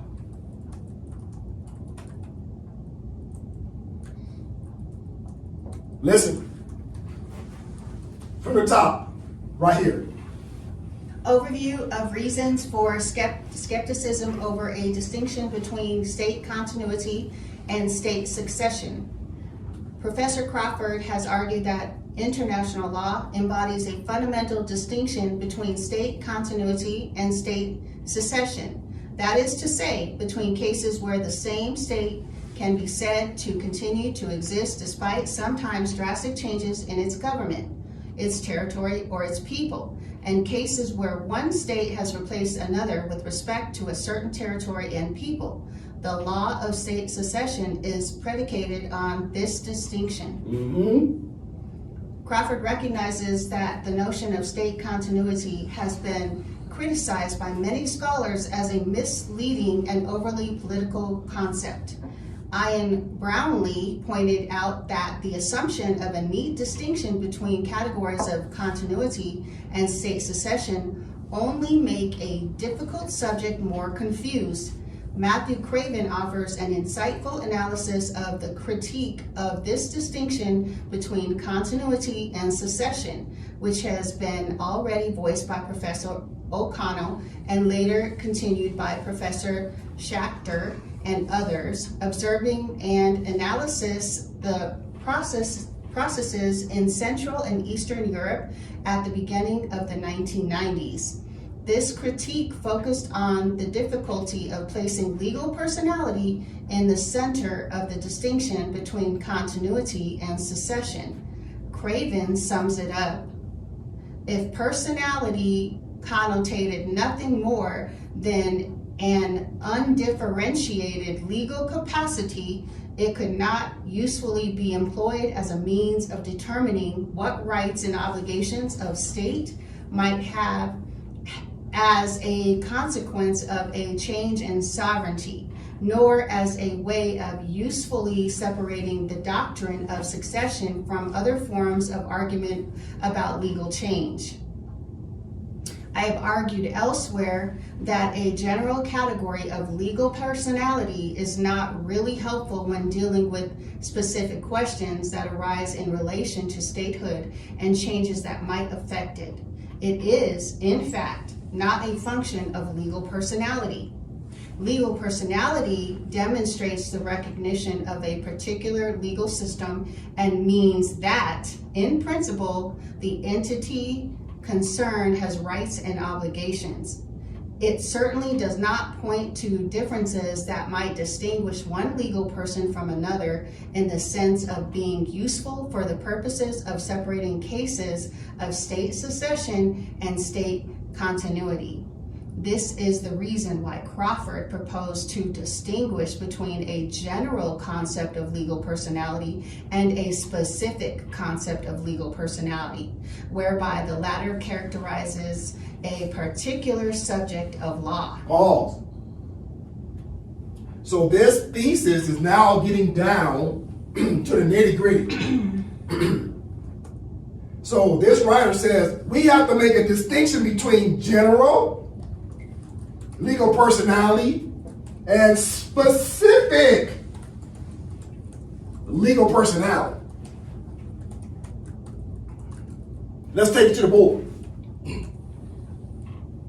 The continuous practice of general international law and the continuity of the specifics of the Empire of Morocco's bilateral and multilateral treaties under the Sultan and the Moorish Government through the emergence of the de jure competent authority of the legal personality of the Empire of Morocco as the original state and its natural inhabitants recognized as Moorish subjects, Moors, Moroccan subjects, or Moroccan nationals. Just about the specifics of what? Legal personality. You must be specific, not general. King Morocco is being what? General. Because specifically speaking, in order for them to be a continuous state or a continuity state, they still must be what? The Empire of Morocco, the Sultan, and the Moorish Government. Under a succession state, they can change their status to king and Arabs. But can they still make claims to treaties that belong to the Empire of Morocco and the Moors? Can they make claims to territories that belong to the Sultan, the Empire of Morocco, and the Moors? You see? And can the European powers try to undermine the Empire of Morocco, the Sultan, and the Moors by trying to use the King of Morocco as a proxy to get access to what rightfully belongs to the original inhabitants, which is the Moors? You see how we're breaking it down? So this thesis is about what? Specifics, listen. Specifics. Must be specific. Law is a precise endeavor. Law is a precise endeavor. When you're talking about legal personalities versus being what? General. Okay, Nova, from here. This is the reason why Crawford proposed to distinguish between a general concept of legal personality and a specific concept of legal personality, whereby the latter characterizes a particular subject of law. Be that as it may, inquiry into the question of whether the state is the same state does not raise the question whether it is the same legal personality, because irrespective of whether it is new or old, the state as such has legal personality. Therefore, the search into the new or old personality should be approached differently, according to Crawford. This essentially depends upon the view one takes of the role that international law plays concerning the creation of states. Legal personality is neither a solution to nor a problem for the question of creation and change. For Crawford, the determination of identity and continuity is dependent on the basic criteria for statehood. A state may be said to continue as such so long as an identified polity exists with respect to a significant part of a given territory and people. Pause. Read it again right here in yo. A state may be said to continue as such so long as an identified polity exists with respect to a significant part of a given territory and people. Okay, what is this word polity? It says a state may be said to continue as such long as identified polity exists with respect to a significant part of a given territory and people. What's polity? Well, polity is another word for what? Politics. Listen. Drake from the top. Definition? Polity, a form or process of civil government or constitution. An organized society, a state as a political entity. Okay, from the top. Polity, a form or process of civil government or constitution. An organized society, a state as a political entity. You see what's happening? The King of Morocco, in the year 1961, wrote a constitution, which created what? Polity, meaning created a government under a constitution, because the constitution is making the claim on behalf of the new state.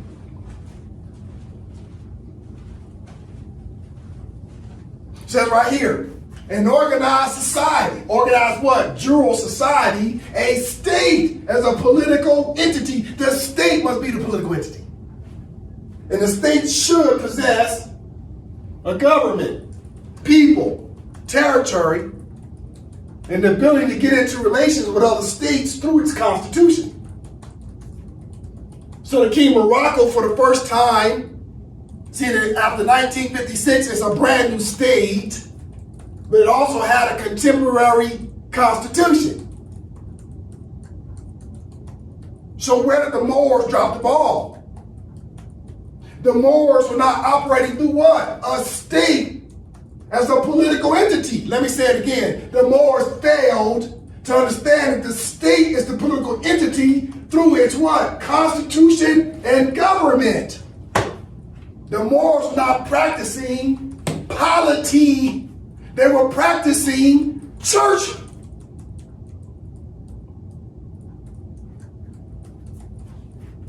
Going back. Noble from here. A state may be said to continue as such so long as an identified polity exists with respect to a significant part of a given territory and people. Thus, Crawford clearly moved the debate from a legal personality paradigm as understood by O'Connell to an examination of the elements of statehood within the legal system.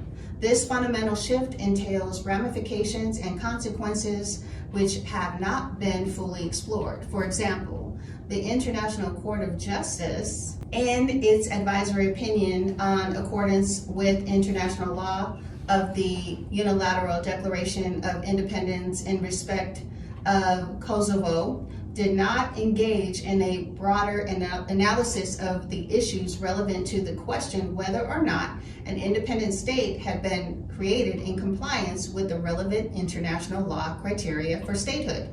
For the purposes of this chapter, the practical follow-up to Crawford's theory of statehood will not be examined.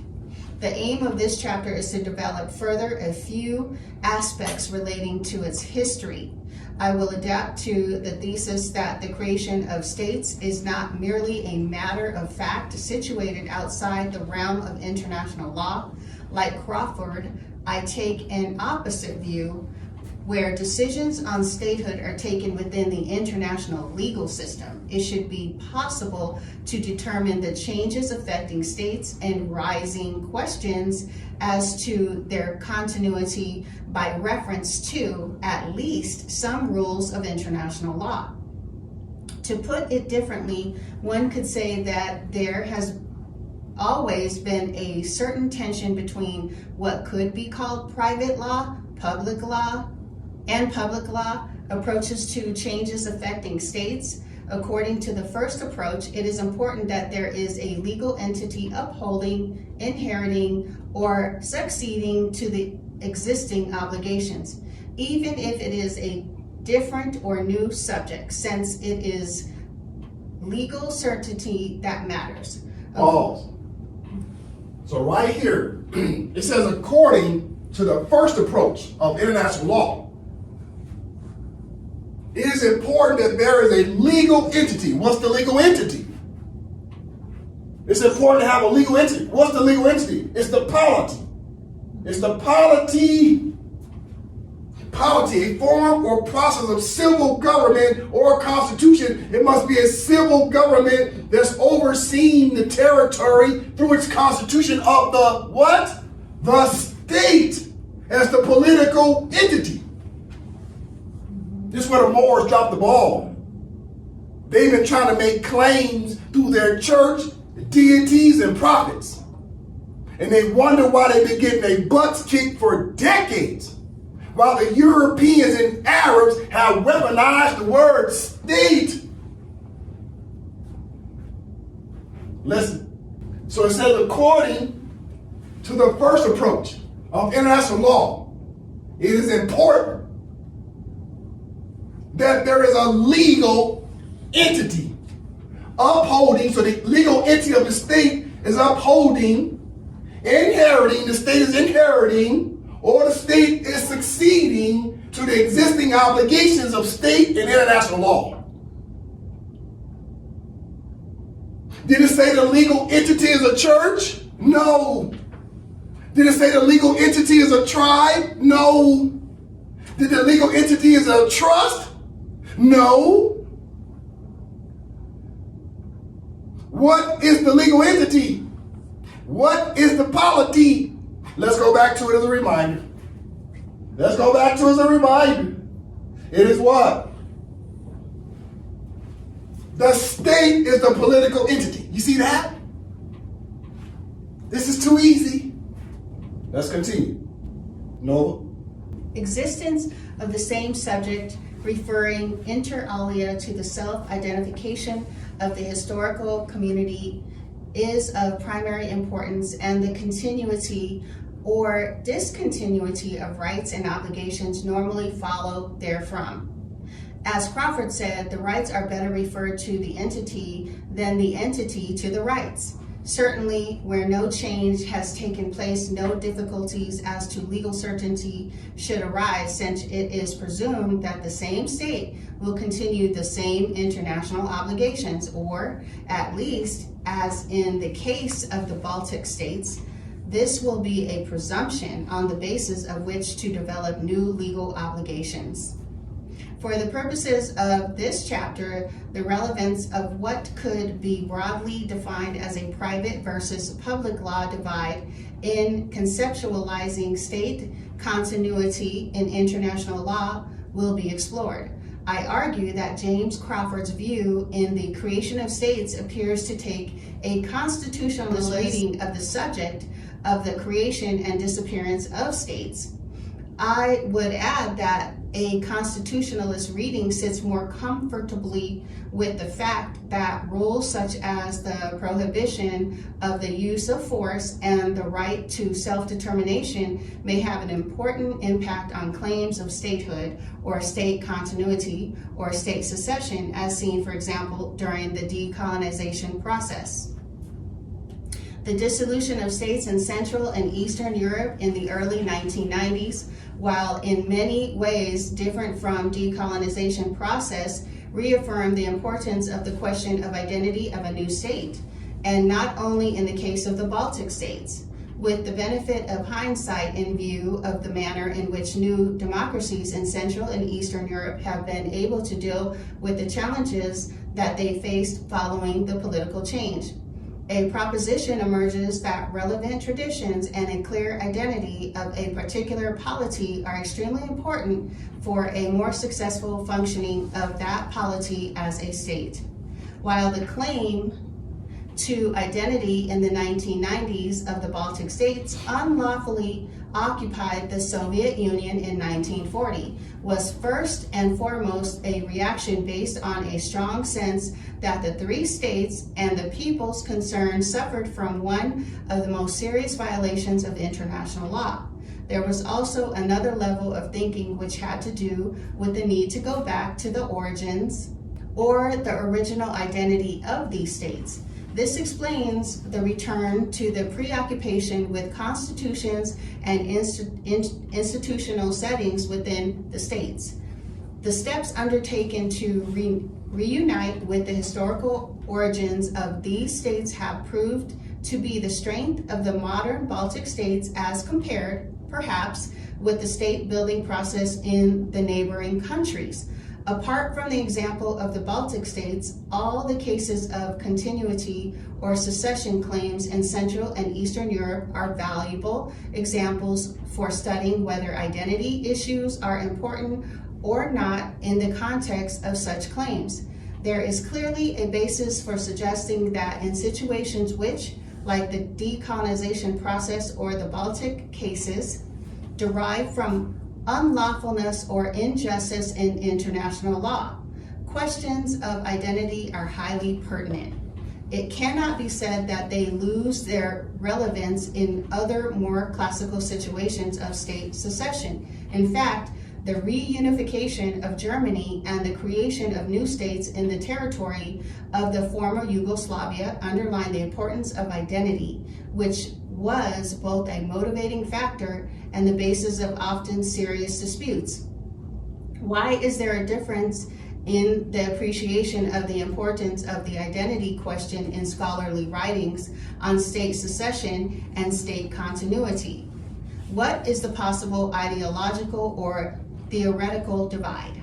Private law reading of state continuity. The wisdom and practicability of distinguishing between state continuity and state secession was strongly criticized in the 1960s by O'Connell, who complained that legal doctrine on succession had been derailed by the predominance of Hegelian conceptions of the state, which from the time of Bluntschli onwards had placed the issue of identity at the forefront. In O'Connell's view, the question should be whether existing obligations survive the change, and he considered that the nature and degree of change should be examined with a view to preserving obligations. To put it differently, he was persuaded that a minimal disturbance of existing legal situations is in the greater interest of humanity, and that such an approach is consistent with the very nature of law. Craven has summed up the essence of O'Connell's convictions as follows. Legal continuity thus preceded sovereignty, and sovereignty could only thus mean a competence or right of decision in relation to the array of legal relations that were already in place. One can indeed agree with O'Connell that secession does not take place in a legal vacuum, and that a proper legal system certainly contains guidance as to the nature of change and the consequences for the purposes of international law as a system.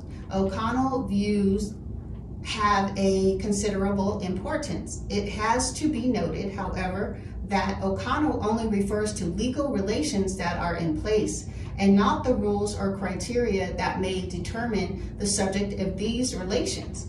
It has to be observed further that the criticism that O'Connell addresses to the central role given to liberty and sovereignty of states in international law follows the traditional critique mounted earlier in the British international law scholarship of Hirsch, Latterpacht, and James Byerley. Latterpacht also argued in his private law sources and analogies of international law that states should be kept to the same standards as behavior as individuals, but that the Hegelian conception as concerns the status of a state as it had evolved in international law was the main barrier to such a development. Latterpacht pointed out that it will serve no useful purpose to deny that the modern science of international law follows closely the Hegelian conception of state and sovereignty. It will not be found surprising that its expounders did not view with sympathy any larger reception of private law, for private law suggests subordination to an objective rule. Latterpacht's main argument was that even where states have not consented to international rules, international law should nevertheless be applied by international judges since there are no gaps in the legal system. In other words, there was at the time a very strong view, especially among the British and American schools of international law, that the concept of state sovereignty as it had emerged following Amr de Vattel's droit de gens was highly problematic for the purposes of the proper development of an international legal system with autonomous rules binding state irrespective of their consent. Scholars were dealing with this challenge in different ways, one of which was that of Hirsch Latterpacht's bringing back to the discourse state practice and private law analogies to show their effect of rules limiting states. O'Connell's view on such of sovereignty and international obligations follows clearly within this broader disagreement on the nature of international law as an autonomous legal system. Ever since, scholars have been bound to examine the notions of continuity and succession and to provide their views on the possibility and practicability of a definition in this respect. The differences of view have persisted depending on what the theoretical or philosophical outlook one took on international law at large. The question nevertheless remains whether the critique directed towards the role attributed to a state and the principles of state sovereignty and consistent in international law as introduced above is fully justified. Pause. Okay.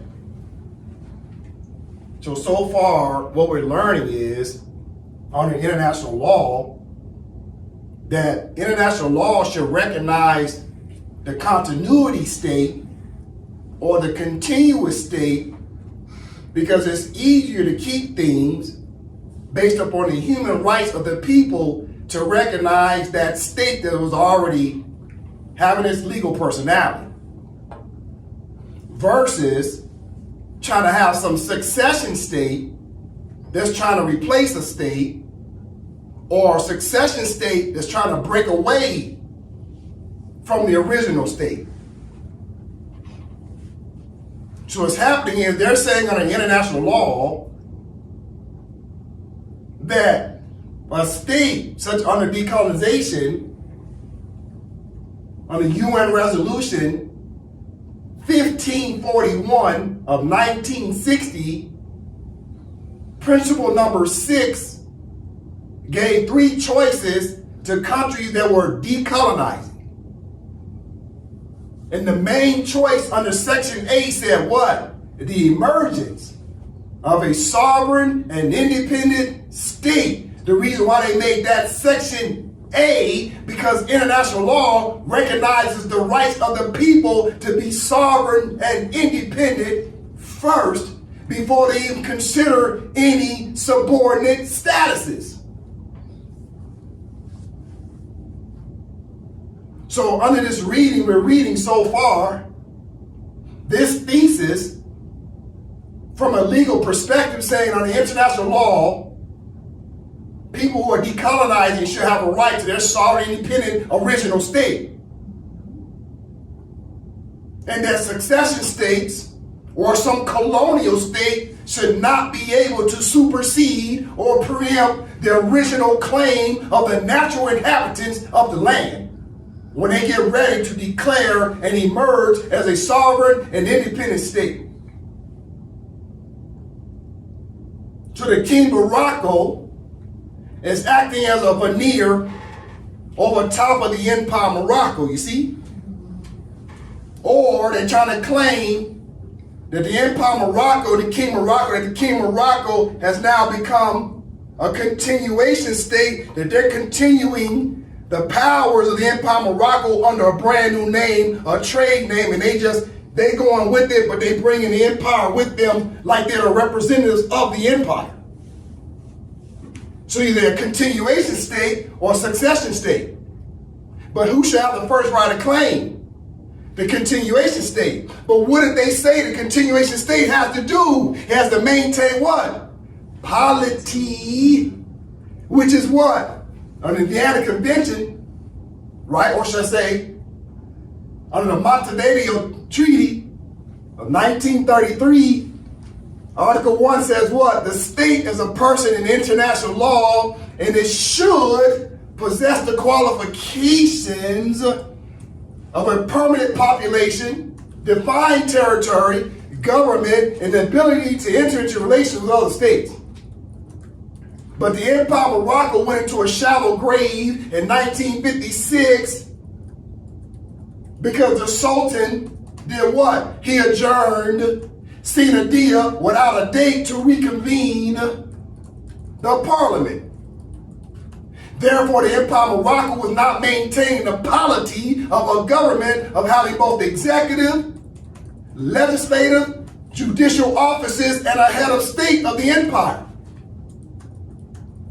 The Moors were not practicing polity.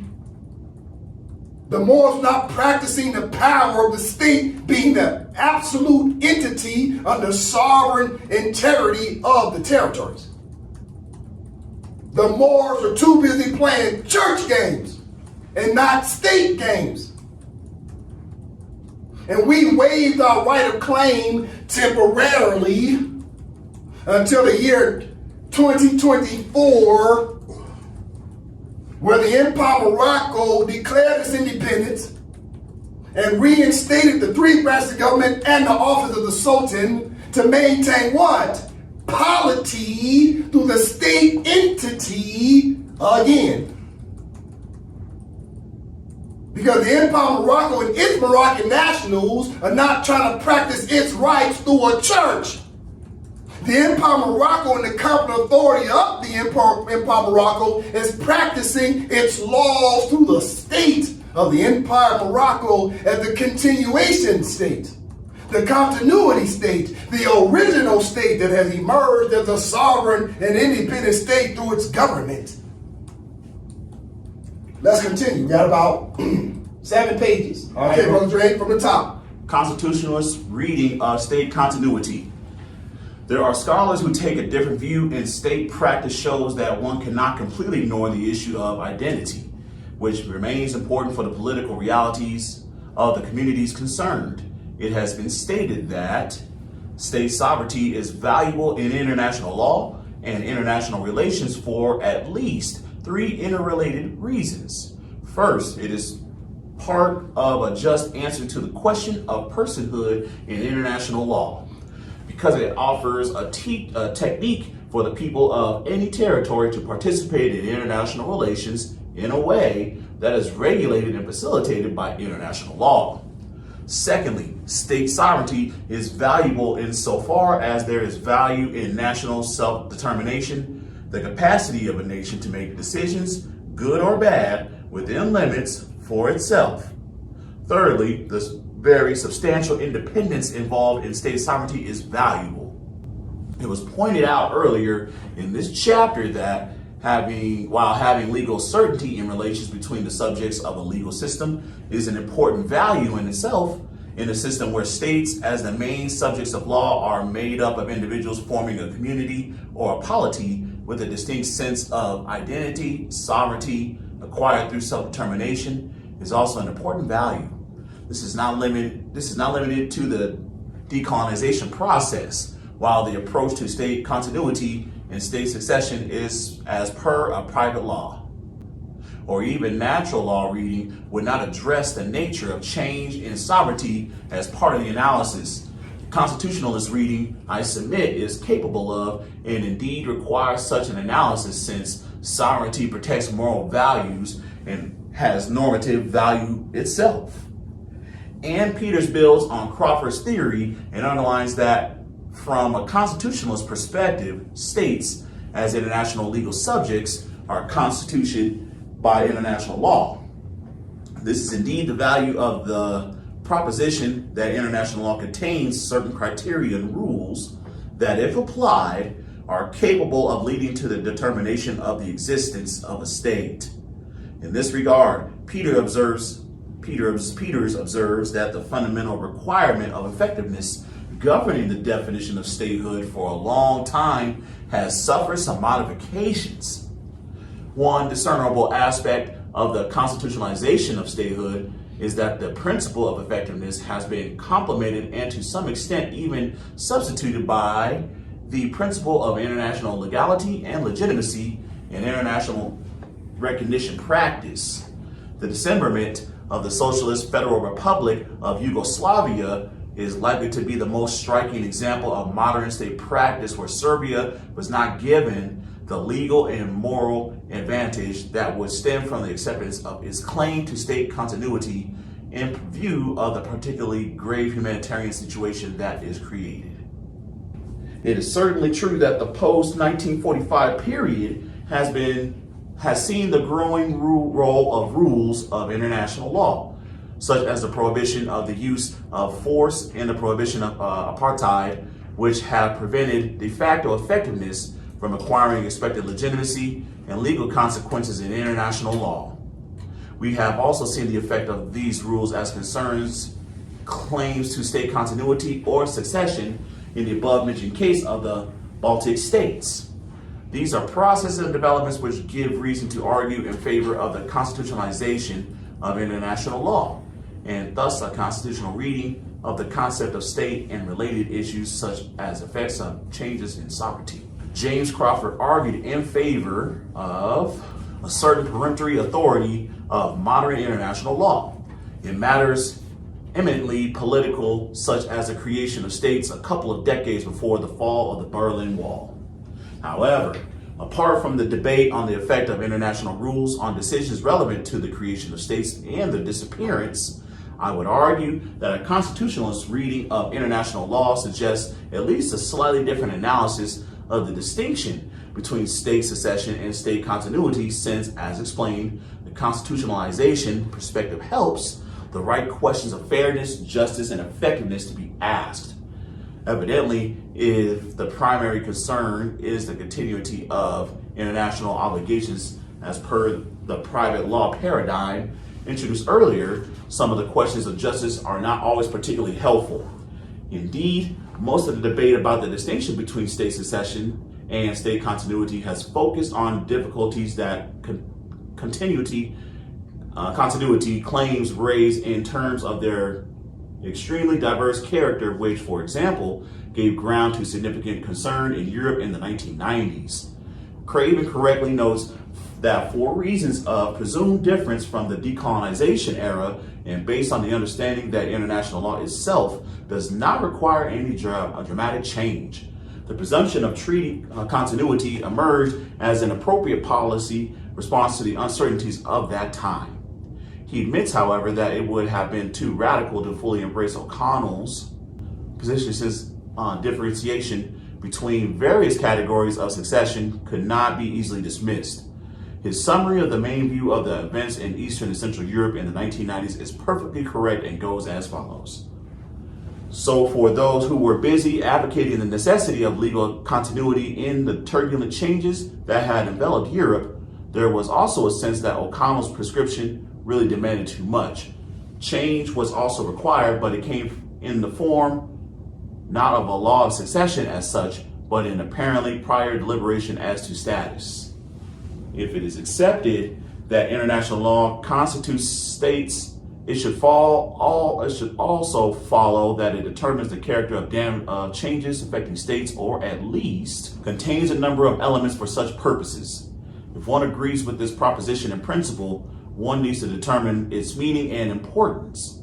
I think it is relevant to make a point with regard to the decolonization era and contemporary challenges posed by it to international law. It should be recalled that in the decolonization period of the 1960s and 1970s, the manner in which succession issues were addressed represented an attempt to depart from international law's colonial past.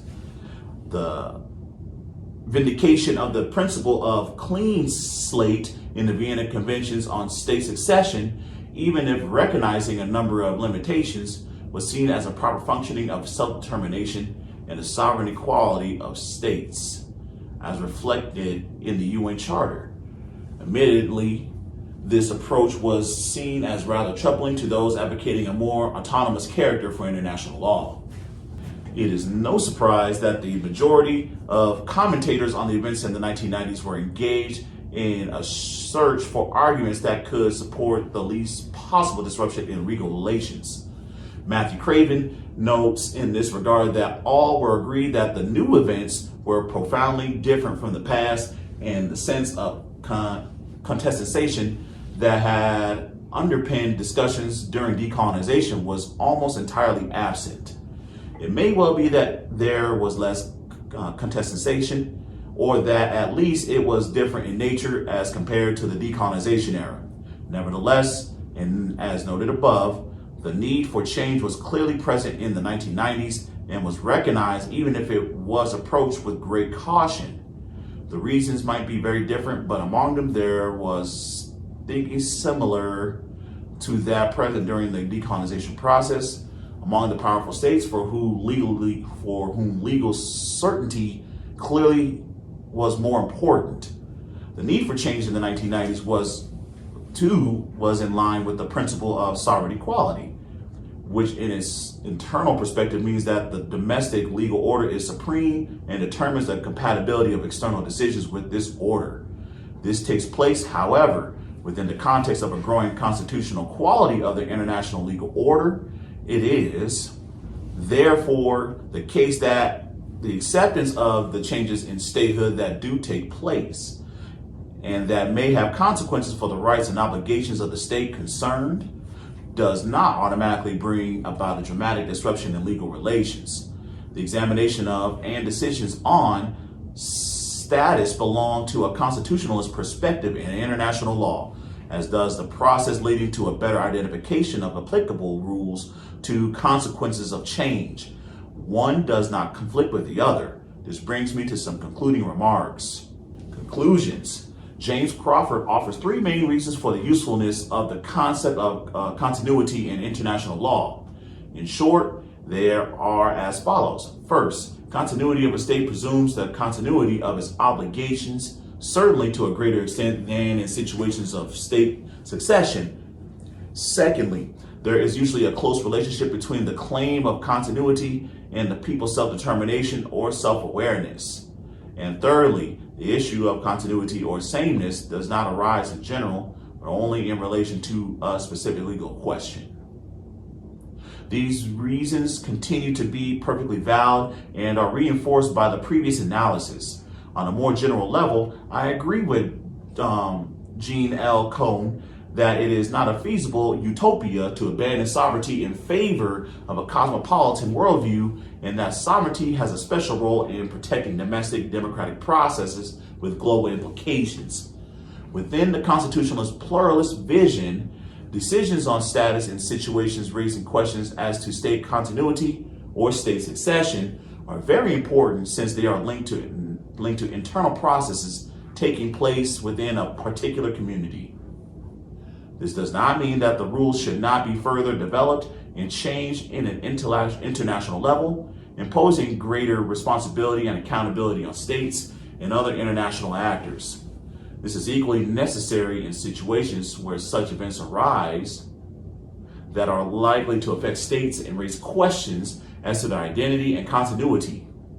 In other words, I would submit that if no one takes a constitutionalist perspective on international law, including with respect to questions of state continuity and state succession, the confrontation between the views surveyed above is beside the point, and in fact, each view can have its valid place in the constitutionalist debate. The motion of state continuity has its legitimate place within the international legal order, since it provides that the means for accepting valid and lawful claims of the community concerned and responds to important self-determination and self-awareness processes. All right, thank you very much. So this particular author is in support of state continuity versus state succession.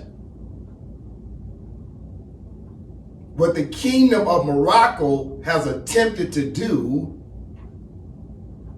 is to potentially claim state continuity, or is claiming to be what? State succession. Now wait a minute. If the Kingdom of Morocco is claiming continuity under a different name called the King of Morocco, wouldn't King Morocco still have to deposit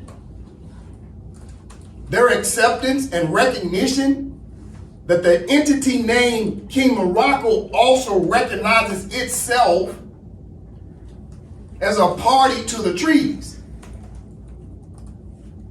It would still have to deposit the treaties with the United Nations under Article 1 or 2 to say that the King of Morocco after 1956 also recognized itself as coming under the application and observation of the Empire of Morocco's treaties, correct? Doesn't that just sound like common sense? That they have to say they are a contracting party to it as well under a new entity name? Okay, listen. As I start to close out, watch this.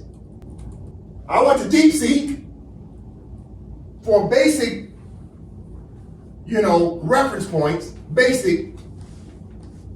Let's see what DeepSeek said about the King of Morocco. I asked DeepSeek a question. Matter of fact, Nova from the top.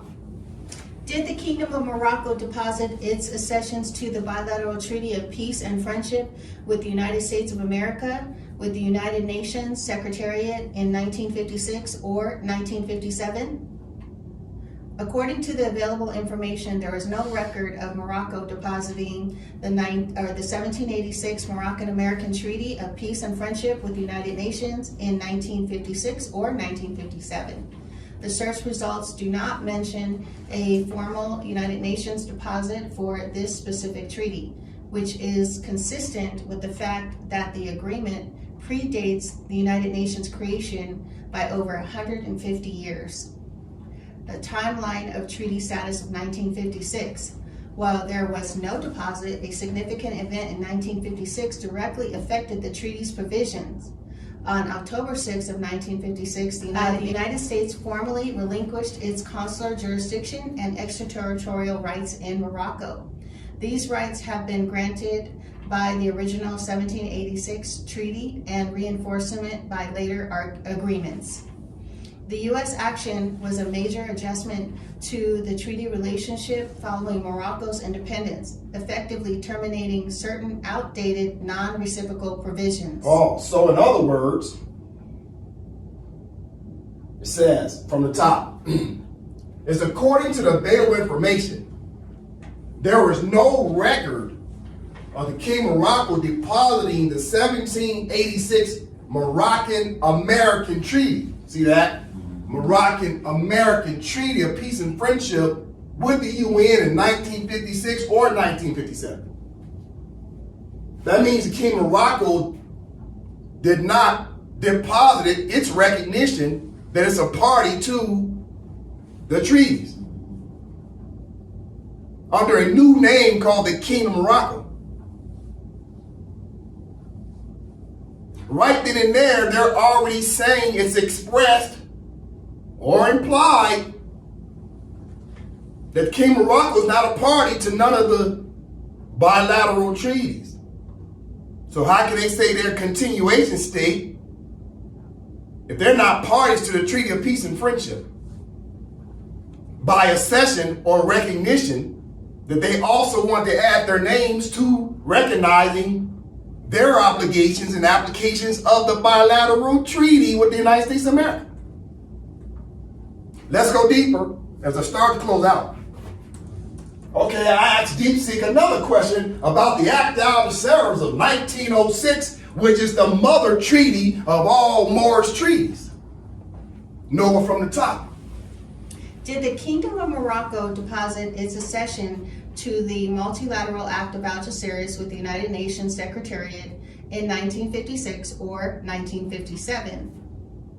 Based on the available historical records, there is no evidence that the Kingdom of Morocco formally deposited accessions to the Act of Algeciras with the United Nations Secretariat in 1956 or 1957 upon regaining independence. The search results do not contain any specific record or mention of such a deposit. The historical circumstances and actions taken by other nations suggest Morocco likely viewed the treaty's core functions as obsolete upon independence. Oh, now this is deep sea. We have to take it kind of at face value because it's just references. But it's giving you some type of overview, right? General information. That the King of Morocco did not accede to the Act of Algeciras of 1906 is not a signatory power. It never deposited nothing with the United Nations to let the United Nations know that the King of Morocco is a succession state or a continuation state because they haven't even recognized the treaties by deposit. Listen, let's go deeper as I start to close out. Noah from the top. The status of the Act of Algeciras after independence. Instead of reassessing the old treaty, the newly independent Kingdom of Morocco and other signatory states focused on terminating its most significant provisions, effectively dismantling the colonial area framework. The key developments are summarized before. Now, read that again. Instead of reassessing the old treaty, the newly independent Kingdom of Morocco and other signatory states focused on terminating its most significant provisions, effectively dismantling the colonial era framework. The key developments are summarized below. So how can they negotiate the dismantling of a treaty if they're not talking to all the treaty parties? Who would be the treaty party name? Sultan, Moorish Government, and the Empire of Morocco. But there was no Sultan or Moorish Government of the Empire of Morocco after 1956. So how can they dismantle any treaty language without talking to the competent authority of the original contract? They can't talk to the King of Morocco and a king and the Arabs after 1956 to go back and change the language in arrears of treaties that were already well settled. You can't do that with a brand new state called the King of Morocco. King of Morocco is not a signatory power to the treaties, therefore they don't have the authority to make any changes to the treaties. See, this is all theatrics. Listen, let's go deeper as I start to close out. Nowhere from here. The key developments are summarized below. We have the date, event, and the key action regarding the Act of Algeciras. On April 7th of 1906, the Act of Algeciras is signed by the Sultanate of Morocco is an original signatory. On March of 1956, Morocco gains independence from France. October 6, 1956, United States relinquishes extraterritorial rights. United States formally notifies Morocco it is relinquishing consular jurisdiction granted by the Act. A footnote in the treaty text also records this as a termination in part. On November 12th of 1956, Morocco joins the United Nations. Admitted as a sovereign member state, Security Council Resolution 115 passed June 20th of 1956. No associated treaty deposit is noted. Pause. So after the Kingdom of Morocco became a member state in 1956, it says right here, no associated treaty deposit is noted. So the King of Morocco never recognized the treaties based upon the King of Morocco being a continuation state or a succession state.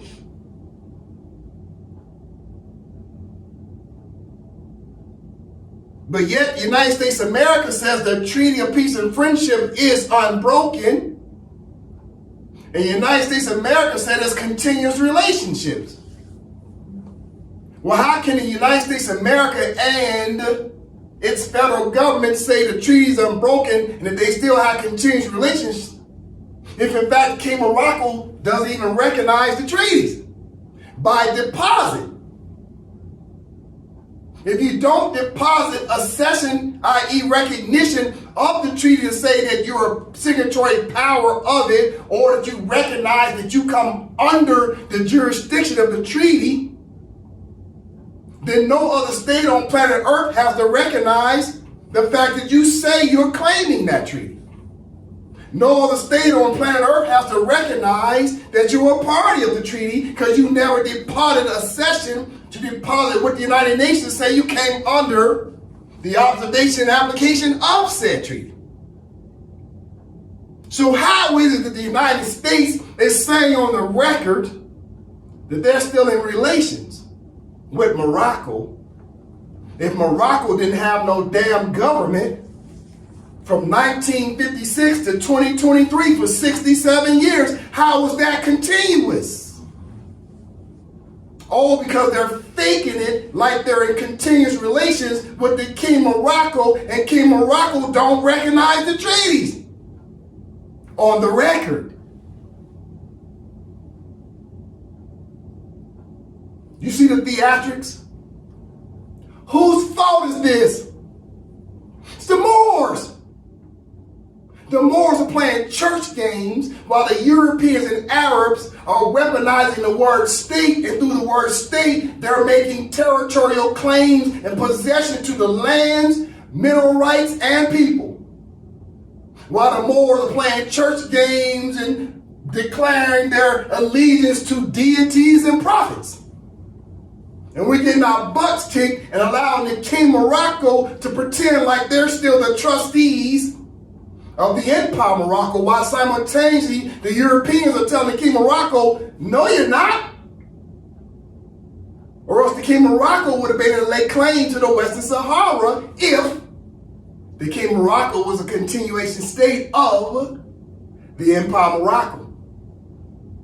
So you see, the United States of America cannot have a legal defense against the Empire of Morocco and the claims that the Moors have made since 2024. The United States of America can't say that King of Morocco is the continuation state. Because the United States of America already know the King of Morocco got their butts kicked in 1975 because they're not the continuation state, and nor are they the succession state because they haven't even seceded or by accession to the treaties on the record. So listen, as I start to close out. So you must understand the distinction, legal personalities between the Empire of Morocco and the King of Morocco. You must understand the distinction between these two flags, because the flags represent the country. This flag represents the continuation state. This flag, King of Morocco, don't recognize even the Moors at all. I challenge any Moors to read the Constitution of the King of Morocco. They don't recognize Moors. And Moors themselves don't recognize the King of Morocco's constitution. Moors have never pledged allegiance to the King of Morocco to be Moroccans. Moorish Americans are just absolutely stateless under the name Moorish American, but the reality is you're not stateless, you're just naturalized Americans of the United States under the Treaty of Madrid, Article 15, Paragraph 1. Moors have failed to repatriate back to the Empire of Morocco, which is the original country of sovereignty and independence over these territories, islands, and peninsulas.